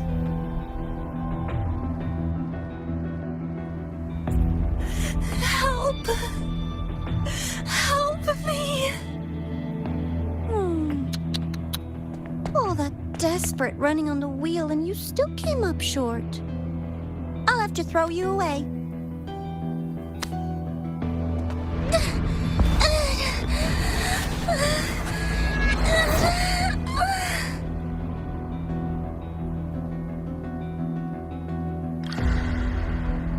She can deny it all she likes, but the void in her heart is the same as Aleph One's. That emptiness, it will always pull her towards the Threnodian's power.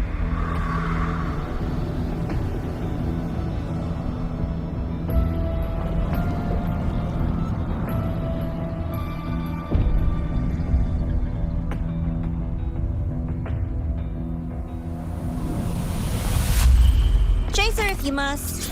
You do so love playing the savior, Rover. As for this avatar, I'll spare you the trouble.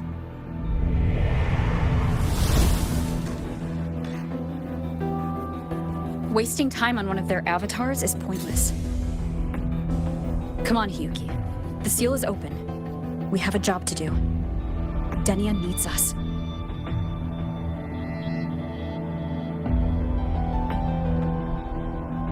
If you wish, I can tell you about my history with the Fractidus. But of course, Denia is the more pressing matter. It's not hard to guess. The Grand Architect wanted your power as the Miko of Flaming Sakura, didn't they? But like you said, you burned that one future as a Threnodian Resonator. You can be done with them.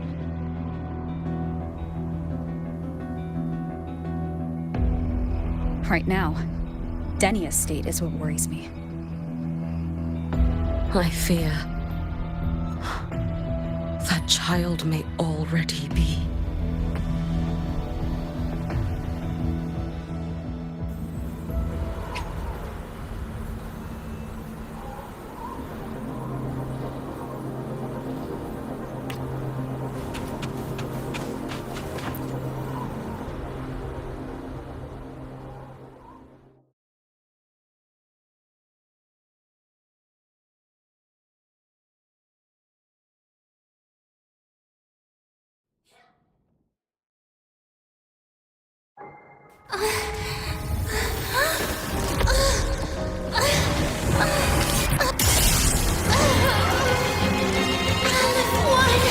I curse you!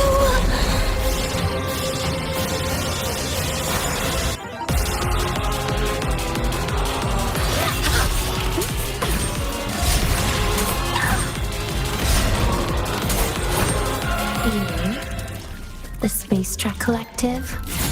All that you're running around for nothing. Hopefully this helps. Oh, No way! We'll face judgment. You can trust me. Too late to escape.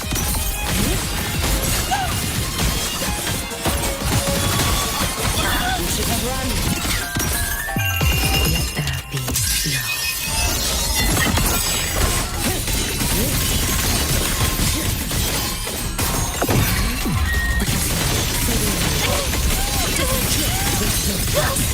Stop! There's still time! Why won't you? Still refusing to turn back!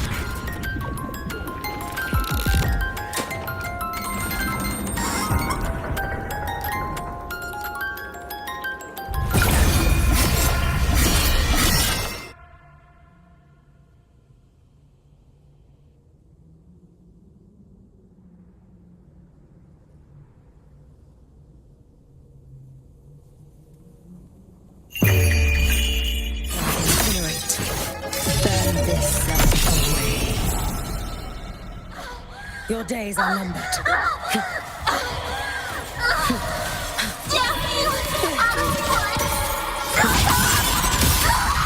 Take your final breath.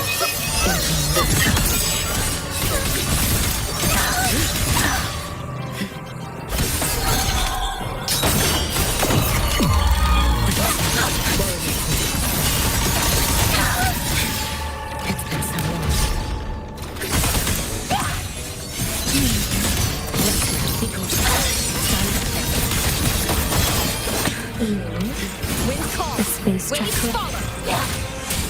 Hopefully this helps. I am the Tempest!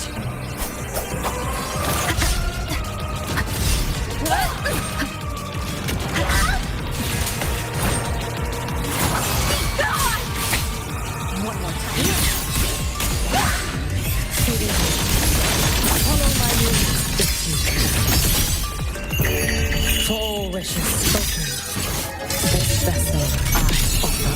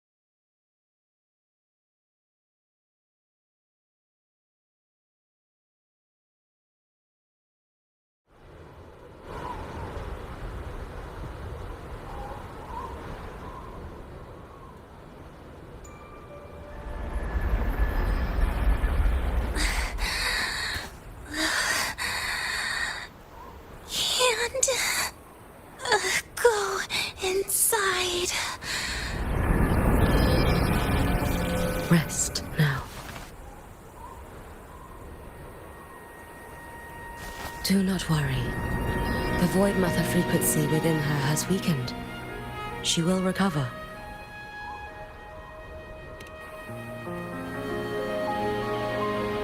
Forgive me, but I believe waiting for the Void Matter to spread would take too long. This will be faster. Allow me to handle this. There is not much time left in your deadline with Mr. Chase.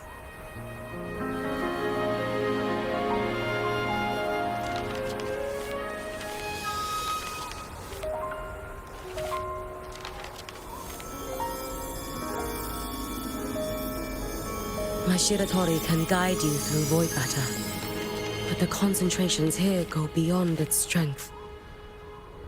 So I will draw upon a future where I learned to fully channel its power. It will protect you and help you find the path you seek.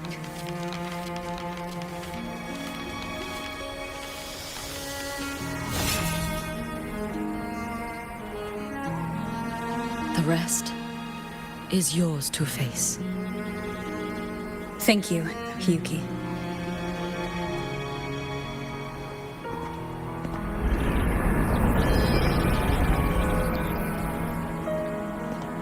I've read the Space Track Collector's report on Imeth.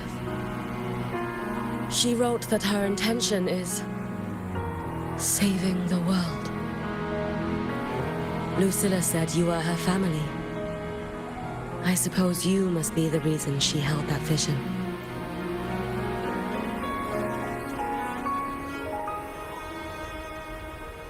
Do you regret it?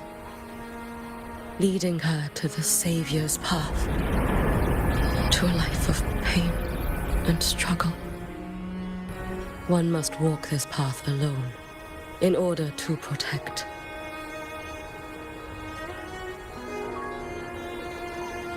And those who walk it out of admiration will lose themselves in the mire.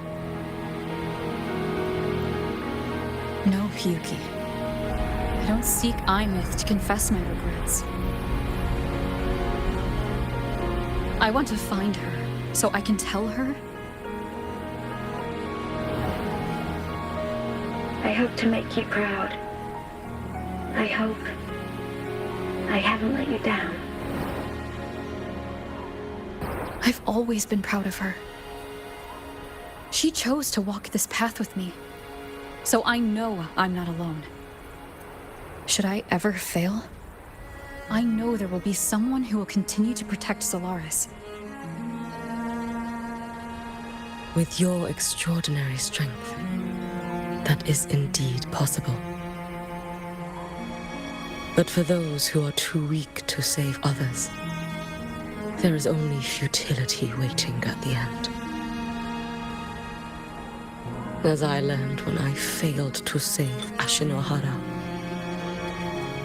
All I can do now is hold my Sutsu tightly to ensure that after Hiyuki, there will be no more Miko of Flaming Sakura. That is all that remains.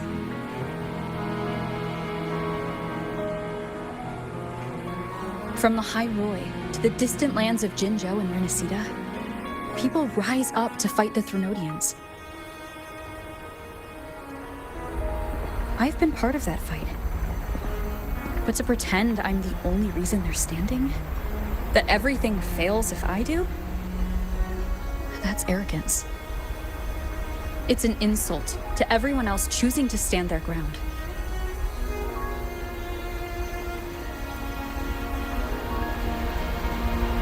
My victories were never mine alone. If even one person makes it to the end of this road, then we're still winning. Hiyuki, when you're walking alone and feel that weight, just stop for a moment. Look around.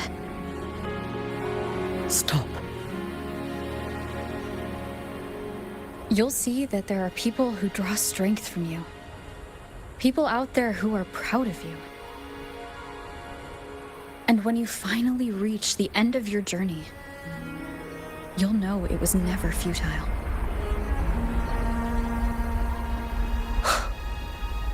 How enviably brilliant.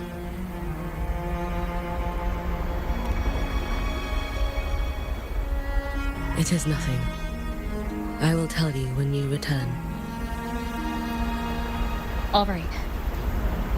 I'll be back soon. I will hold the line here until Duskvale initiates. I will wait for you. Together. With everyone.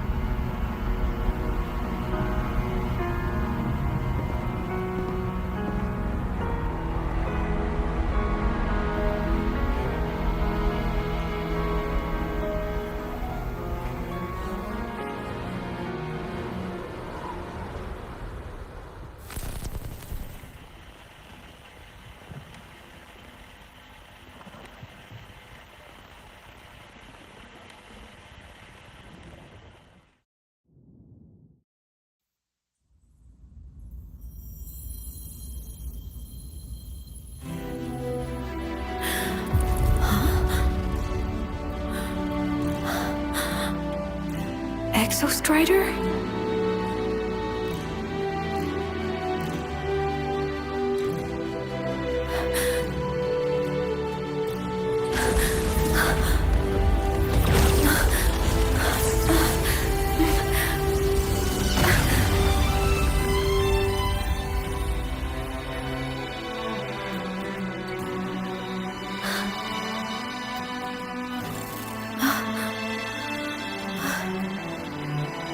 Someone consumed by void matter.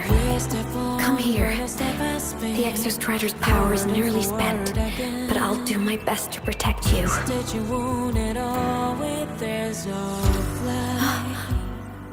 This frequency. No! Your existence is already nearly... Where am I? Did the void storm consume me? Am I dead? Is this void space a higher dimension? Our existence is fading. Did you just say that time and space have no meaning? Who's speaking? I can't see you, but I can feel you. Sound doesn't travel here. Thoughts do.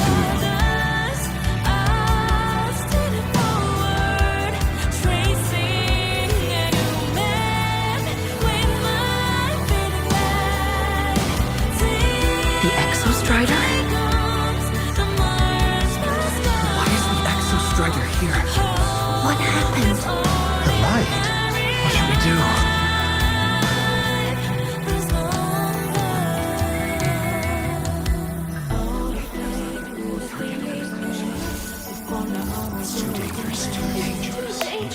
What are you doing? This is meaningless. That's enough. It's futile. Our lives already ended in the void. I heard the Exostrider's cry for help. I want to find it. Time and space don't mean a thing. We'll never reach it. I know what the Exostrider means to the High Boy, but This is meaningless. You want to save it? How? It's futile. But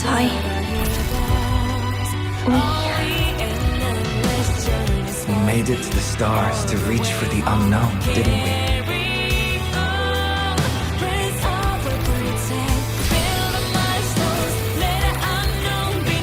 Just another step on a long road of discovery.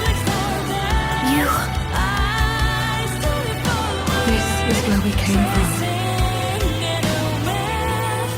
The space-time coordinate of the Exostrider is the origin?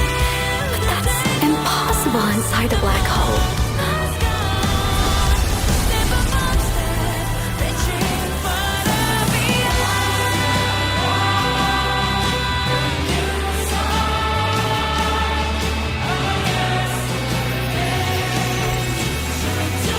Now, we will mark the past with the future.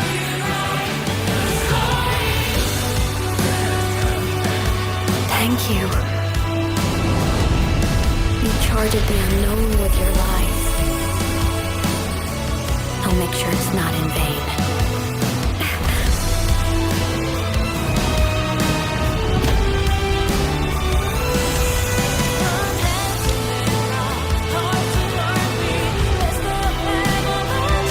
The light of the origin point. We will bear it.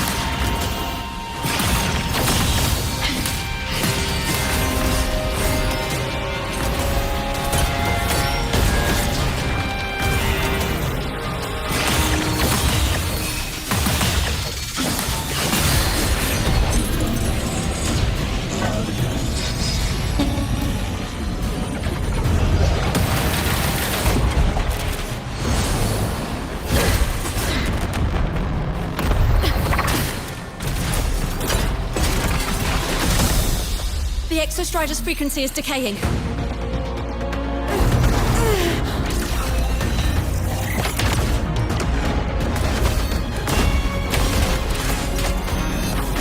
reading is about to flatline.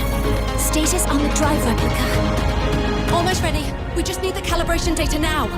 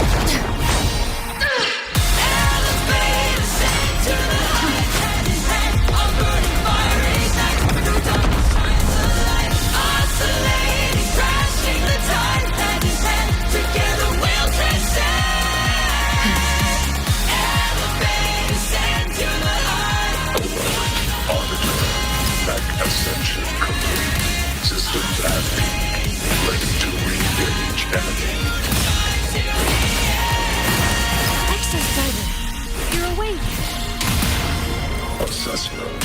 A human heart is now operational within me. I can now speak with their voice. In Frostlands, where civilization should not have taken root, a collective was born, a will to explore what lies beyond. They have chosen me.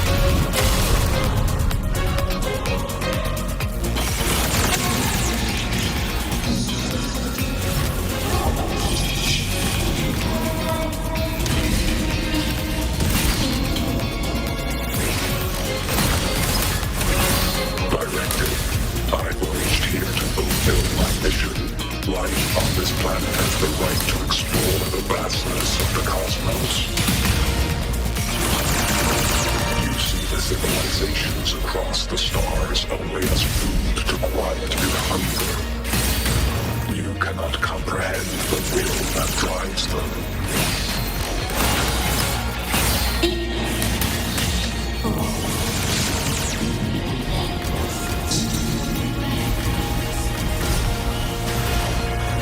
Opinion. Even if humanity's final frontier is an endless void, it is not proof of a meaningless pursuit, Aleph-1.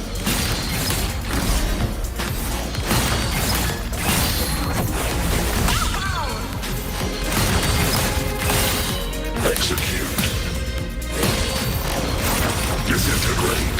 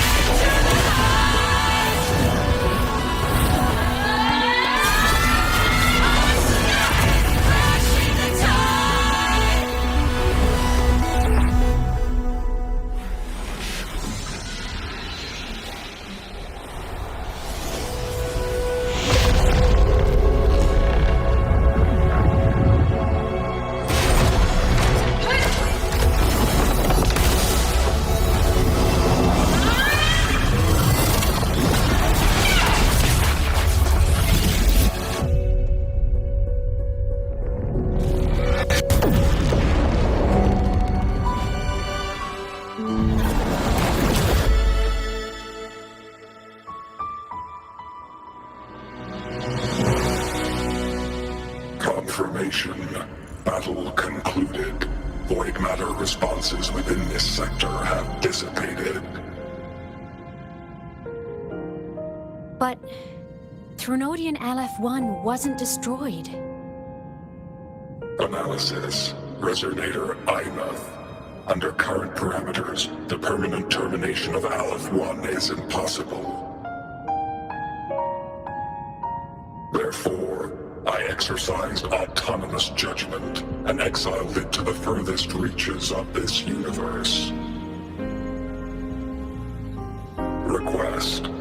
Arbiter, permission to remain. Before your final judgment, allow me to submit a log of my experience in Lahai Roy. Log retrieval. On multiple return transits, I was detected by Aleph-1. It pursued me, its objective to enter Solaris through the Strider Gate. It attacked. I fell. But Resonator Imeth answered me with her power, and I was able to banish a part of Aleph-1. I should have initiated a full system seal to await repairs, but I saw countless pairs of terrified eyes. Discovery. The Roya in the Frostland stood helpless before the Threnodians' void matter calamity. I saw panic and dread. Following the protocols shared with the Sentinels, I extracted my reactor drive and encased it deep within the ice. Then I powered down to slumber. Exception. A momentary reactivation occurred. Resonator Imeth resonated with me a second time. She required my power to mend the Strider Gate rift. I complied. That was when I became a digital ghost. But was that the second time we resonated? Or the first? Initial assessment. Upon reactivation, standard procedure was to request your retreat. Direct engagement with Aleph-1 was a tactical irrationality. But the human heart granted me a voice. The will of this civilization gave me the strength to stand with you. Component analysis. This drive replica forged by humans is crude and fragile compared to my original drive. I can feel each one of its pulse cycles, violent, eroding itself with every beat. The shrill, grating friction of wear. This is the first time I have ever heard myself. A heartbeat bestowed upon me by them. With this heart installed, I have acquired capabilities previously undocumented outside the Sentinel Mech series. Projection. Given Threnodian Aleph-1's abilities, we must assume it retains the capacity to return. Once the Strider Gate is fully sealed, I will remain on this side as its guardian. I will bar its re-entry into Solaris. Request. Arbiter, I was born from humanity's hope. Please permit me to remain here and protect them until this heart ceases to beat.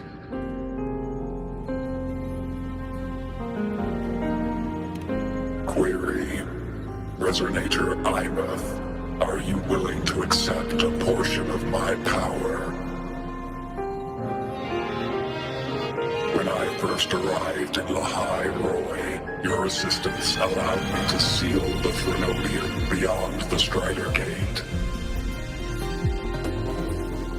Your current state is a consequence for which I bear responsibility. While I slumbered, you safeguarded Lahai Roy in my stead. Now, the death that once drew near has been severed. Henceforth, your companion will be an enduring life. Summary. state defined as guilt. Oh, Exostrider, you're really wearing your heart on your sleeve, aren't you? But hey, I chose this path myself. Made my peace where it ends a long time ago. As for your question, this savior's got a career to uphold. Gotta level up if I'm gonna keep kicking bad guy butt, right? So your power? Hell yeah, I'll take it. Authorization. Resonator Imuth's agreement confirmed. Synchronization limit removed. Commencing resonance. Suggestion. Don't you dare feel guilty. Thank you for living up to my hopes. So, let's make our goodbye a happy one, okay? Detection. Arbiter, you have brought your cassette. Proposal. Please allow me to take it. I wish to burn the frequency onto the tape for you to return to Lahai Roy. Briefing. While traversing the stars at high velocity, my trajectory once intersected with a slow-moving probe. Its hull was marked with Solaris script. Its launch date is estimated to have occurred a long time ago. I intercepted and recorded the signal it has been continuously transmitting to Solaris. Its name is the Far Watcher. Objective. I wish to offer this recording as a gift to the people of Lahai Roy. Status. Strider Gate closure imminent. Preparing to return the Arbiter and Resonator to Lahai Roy. Query. One last thing, Arbiter. Will you permit me to alter my designation to bear the name Lahai Roy? Objective. I wish to always be reminded of my heart's origin. As you wish.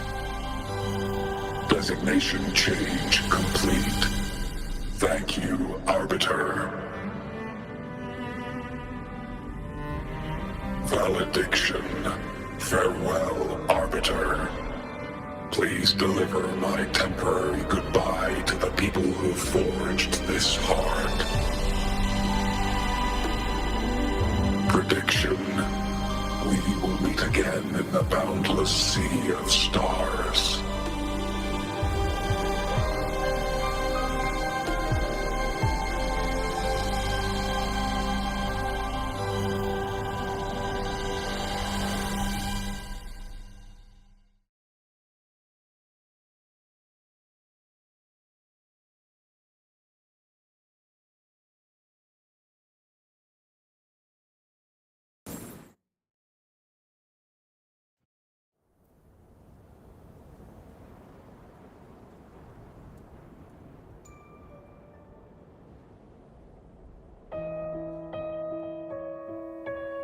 It's been so long since I last saw Solaris. Feels weirdly nostalgic. Now that Aleph 1's been kicked to the cosmic curb, Lahai Roy can finally breathe easy. I was gonna say we saved the world this time, but honestly, it was the explorers who fell into the void matter. They're the ones who mapped that data on me and the Exostrider inside the Threnodian's black hole. All I did was burn their findings onto a cassette for you. And it was the people of Lahai Roy who decoded the cassette and forged the drive replica. That's what let the Exostrider finally cast the Threnodian out. So, this wasn't a story about heroes saving the world. It was the world saving its heroes, right? Yes. And now, We're home.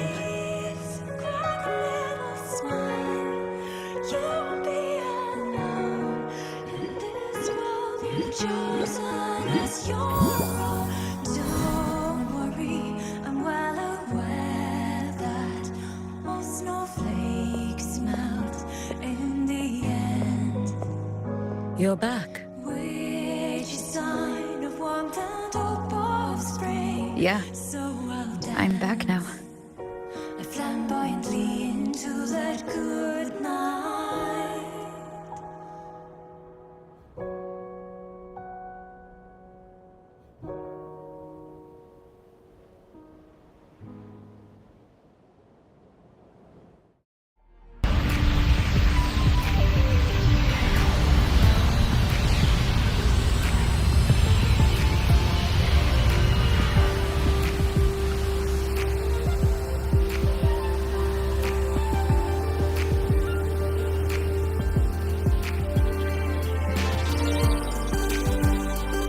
During Alan 1's recent activity, impact was successfully contained to the Dema plane. Within the planes themselves, void matter concentrations have dropped significantly across most sectors. Monitoring data from the Space Trek Collective confirms that Frenodian markers within the region of the High Void have now fallen to near zero levels. Exostrider activity has fully ceased. However, related research into its technology will continue. Research units deployed by Starlight Academy have successfully neutralized all anomalous constructs activated by the Frenodians across the High Void. The experience gained through this mission will carry forward. In Beata Woods, the area closest to the Frenodian protective breach, partial structural damage has been confirmed. Overall, the situation remains well within control. As void matter levels continue to drop, the Roya will regain access to a broader and more stable range of territory.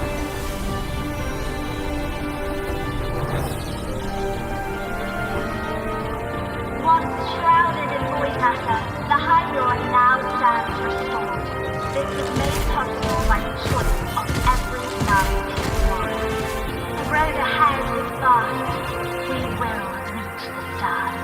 And then we'll keep going.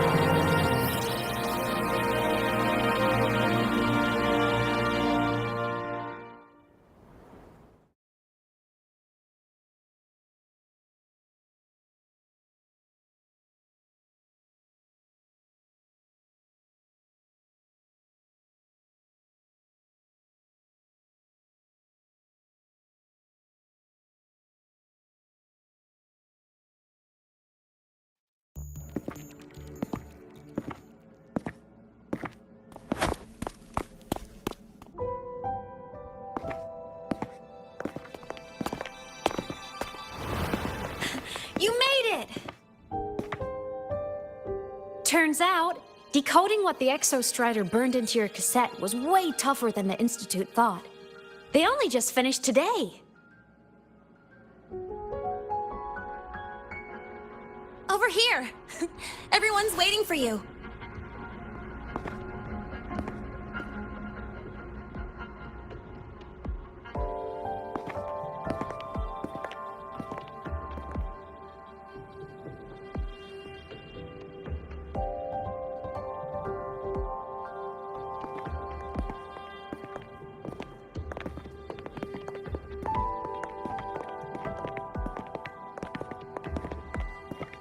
What could it possibly be? Oh, I can't wait to find out.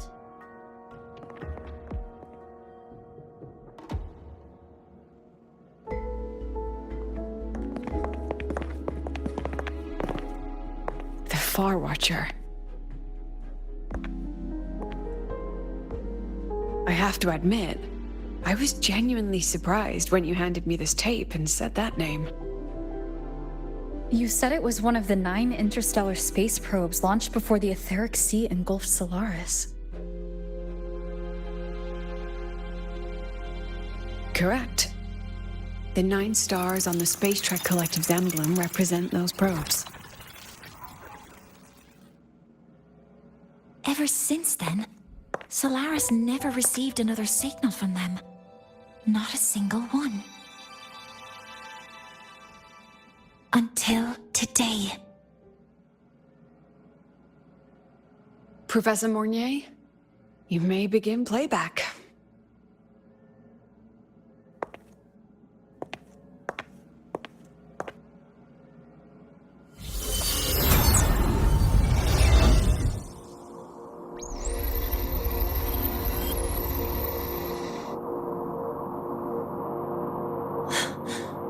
This sounds like white noise.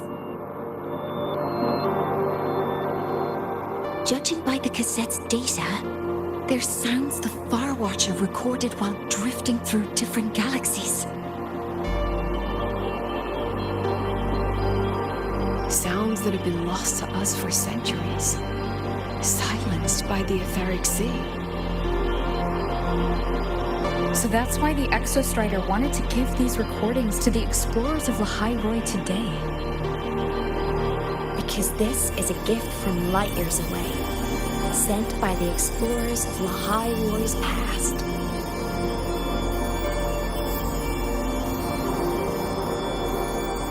Echoes from the sea of stars.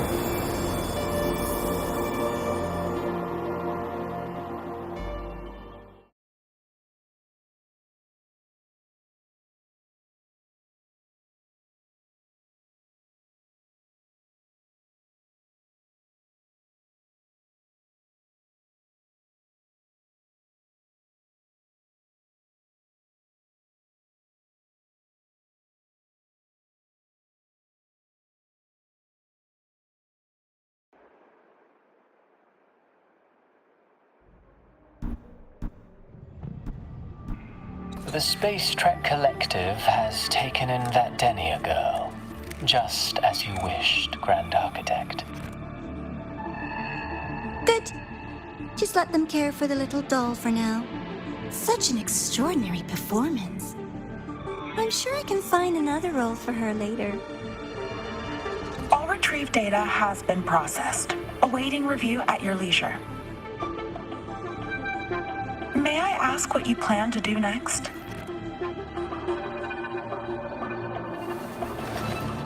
Plans are progressing everywhere, it seems. I've dallied in Lahai long enough. Time to stretch my legs. Christoforo, be a dear and run a message to Eris and the new Federation for me. Understood. Though I suspect the Vice Architect will begrudge once more your sending me to disturb their precious quiet. Oh, and will you require me to draft a prologue for your characters? No need. I'll pay for Lova a visit myself first. That will be all for now. This body tires so easily. Remember to give her a silent ending. Grand Architect, with this phase of verification complete and full production proceeding, do we still have use for that Miko? That won't be necessary. Her future as a Threnodian resonator has been taken. She no longer requires our attention. Besides, she's failed one too many times, drawn one too many futures from herself, and she still insists on walking the path of saving Ashinahara alone with no intention of stopping.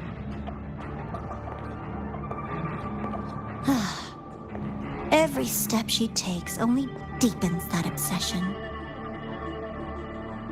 After countless cycles of failure, she too will be reduced to ashes by her own vow, just like her sister. That reminds me. Zashiki Warashi has brought us some rather interesting news.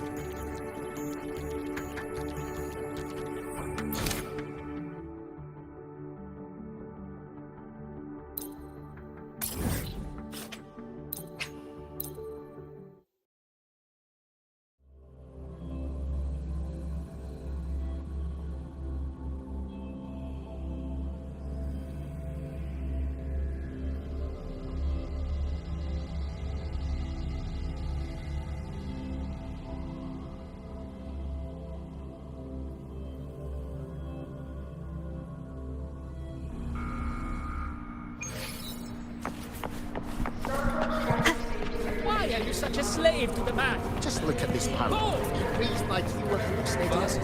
No quick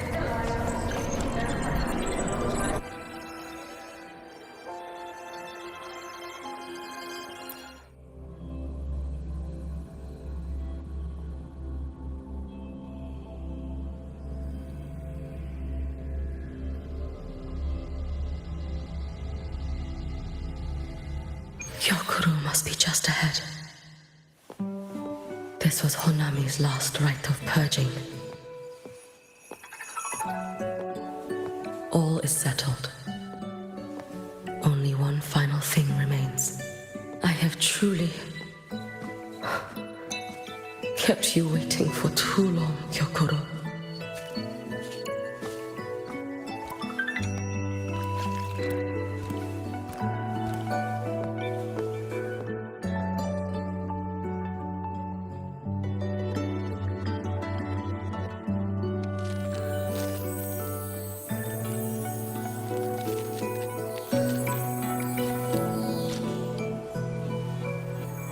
Finally came to see me. Yes, I have come. Made up your mind? I have. Ready to kill me then?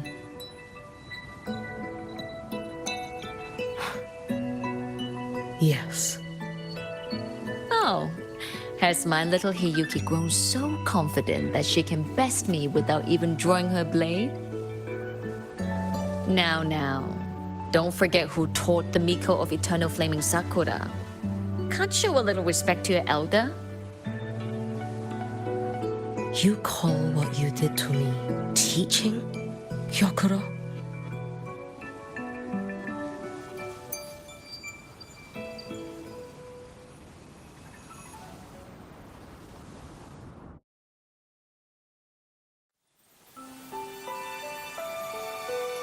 Come then. Miko of Eternal Flaming Sakura.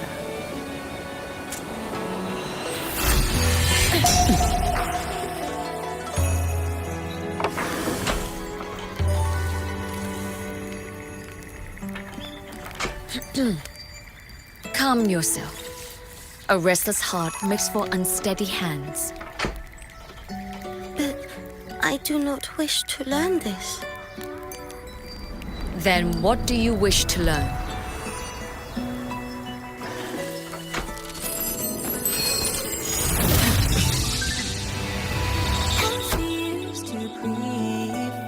This girl will become a great archer. No, look at her hands. There are swordsman's hands. Not in this life. Her hands aren't ones to hold a blade. Isn't that right? Well now, you have refined your technique.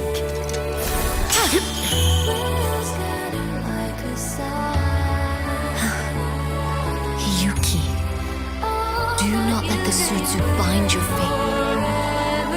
Go seek a future of your own.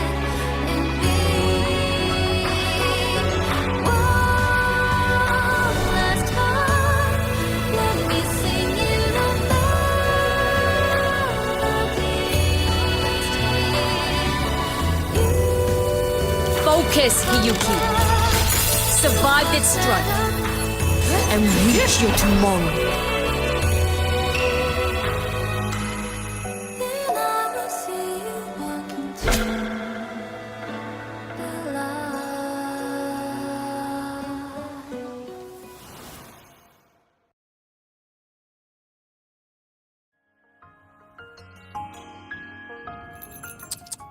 You have mastered many skills from others, but have yet to master the blade work of your own flaming Sakura clan.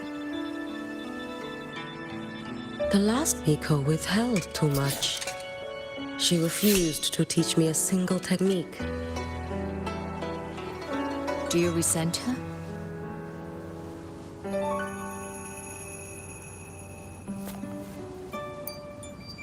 I do.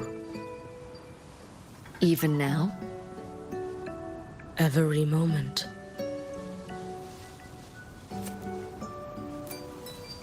I resent that she did not step down long ago. Instead, she burned every future she had and left nothing behind. Not even ashes. I resent that she did not pass her skills to me. That she sent me away each time she trained. Now, there is nothing of her left in me. Hiyuki. I resent that she always told me to be myself, yet chose a death that was nothing like herself. And you resent that even after dying? She lingered as a spirit, waiting only for you to send her on. I was being cruel, wasn't I? It's just, I couldn't let my fear go. No one understood the scale of your gift, Hiyuki. Your potential to tame even a Threnodian. If you drew such a future, would everything not become much easier? Gyokuro, Shh. As long as it comes from your own heart and will, any future you choose is acceptable.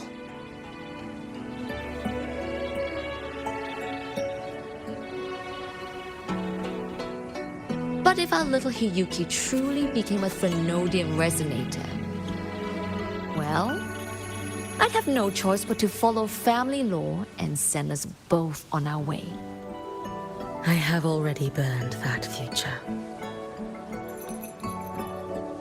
I accepted the Sutsu of my own will. I chose to become the Miko of Flaming Sakura.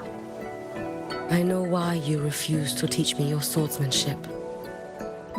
You never wanted there to be another Miko after you.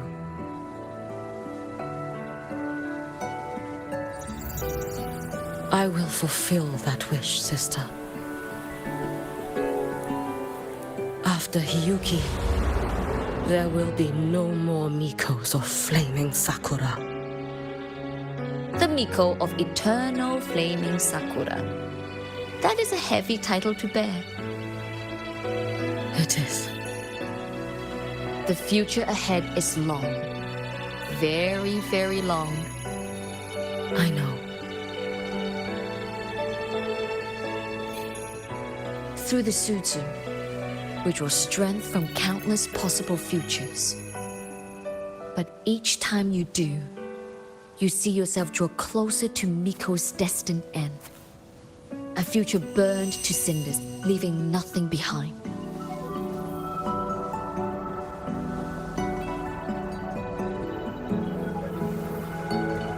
Yes. And before that destined end arrives, I will find a way to drive back the Threnodian. So that Gyokuro may simply be Gyokuro. So that Hiyuki may simply be Hiyuki. So that Ashinohara will no longer need a Miko of Flaming Sakura. You have grown up, a little Hiyuki.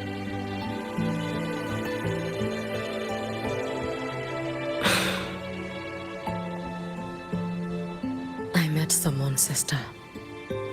Unlike me, who failed Ashinohara.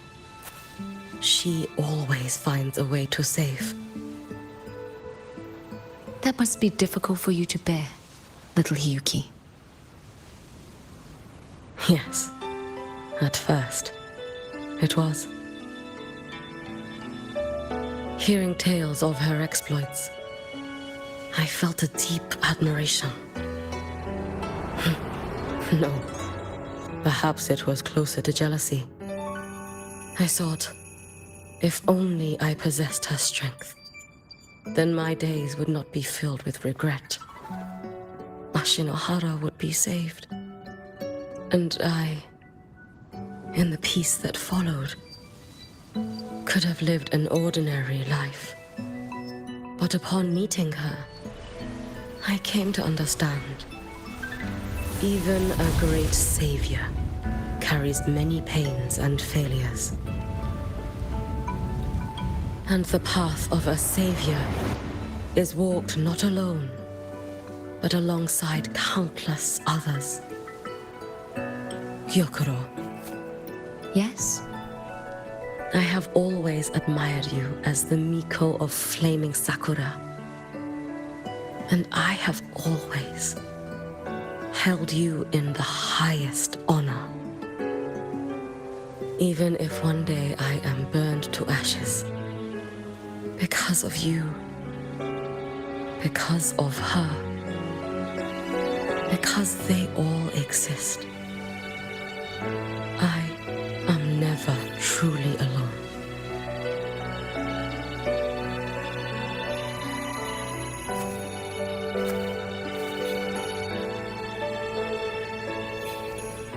I take great pride in you too.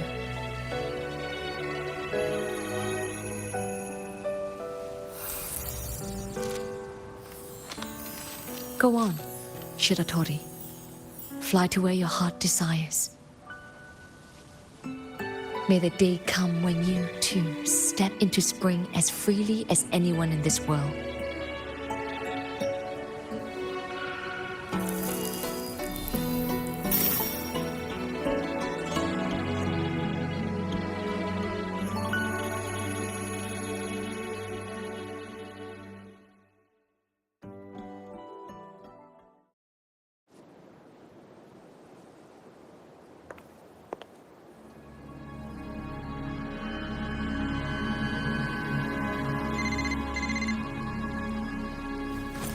Greetings, Miko of Flaming Sakura. You. Oh, relax. I'm not here to recruit you. I just heard a piece of news and thought you might want to know. Not long ago, that island floating over the sea, your hometown, it vanished. All in a single day. Congratulations on your wish coming true, Lady Miko.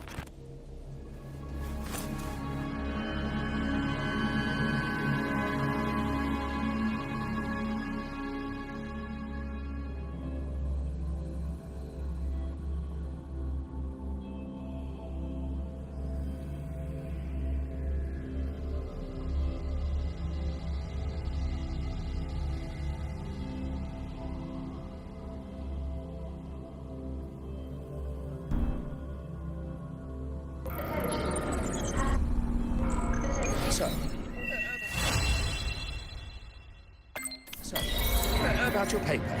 Well,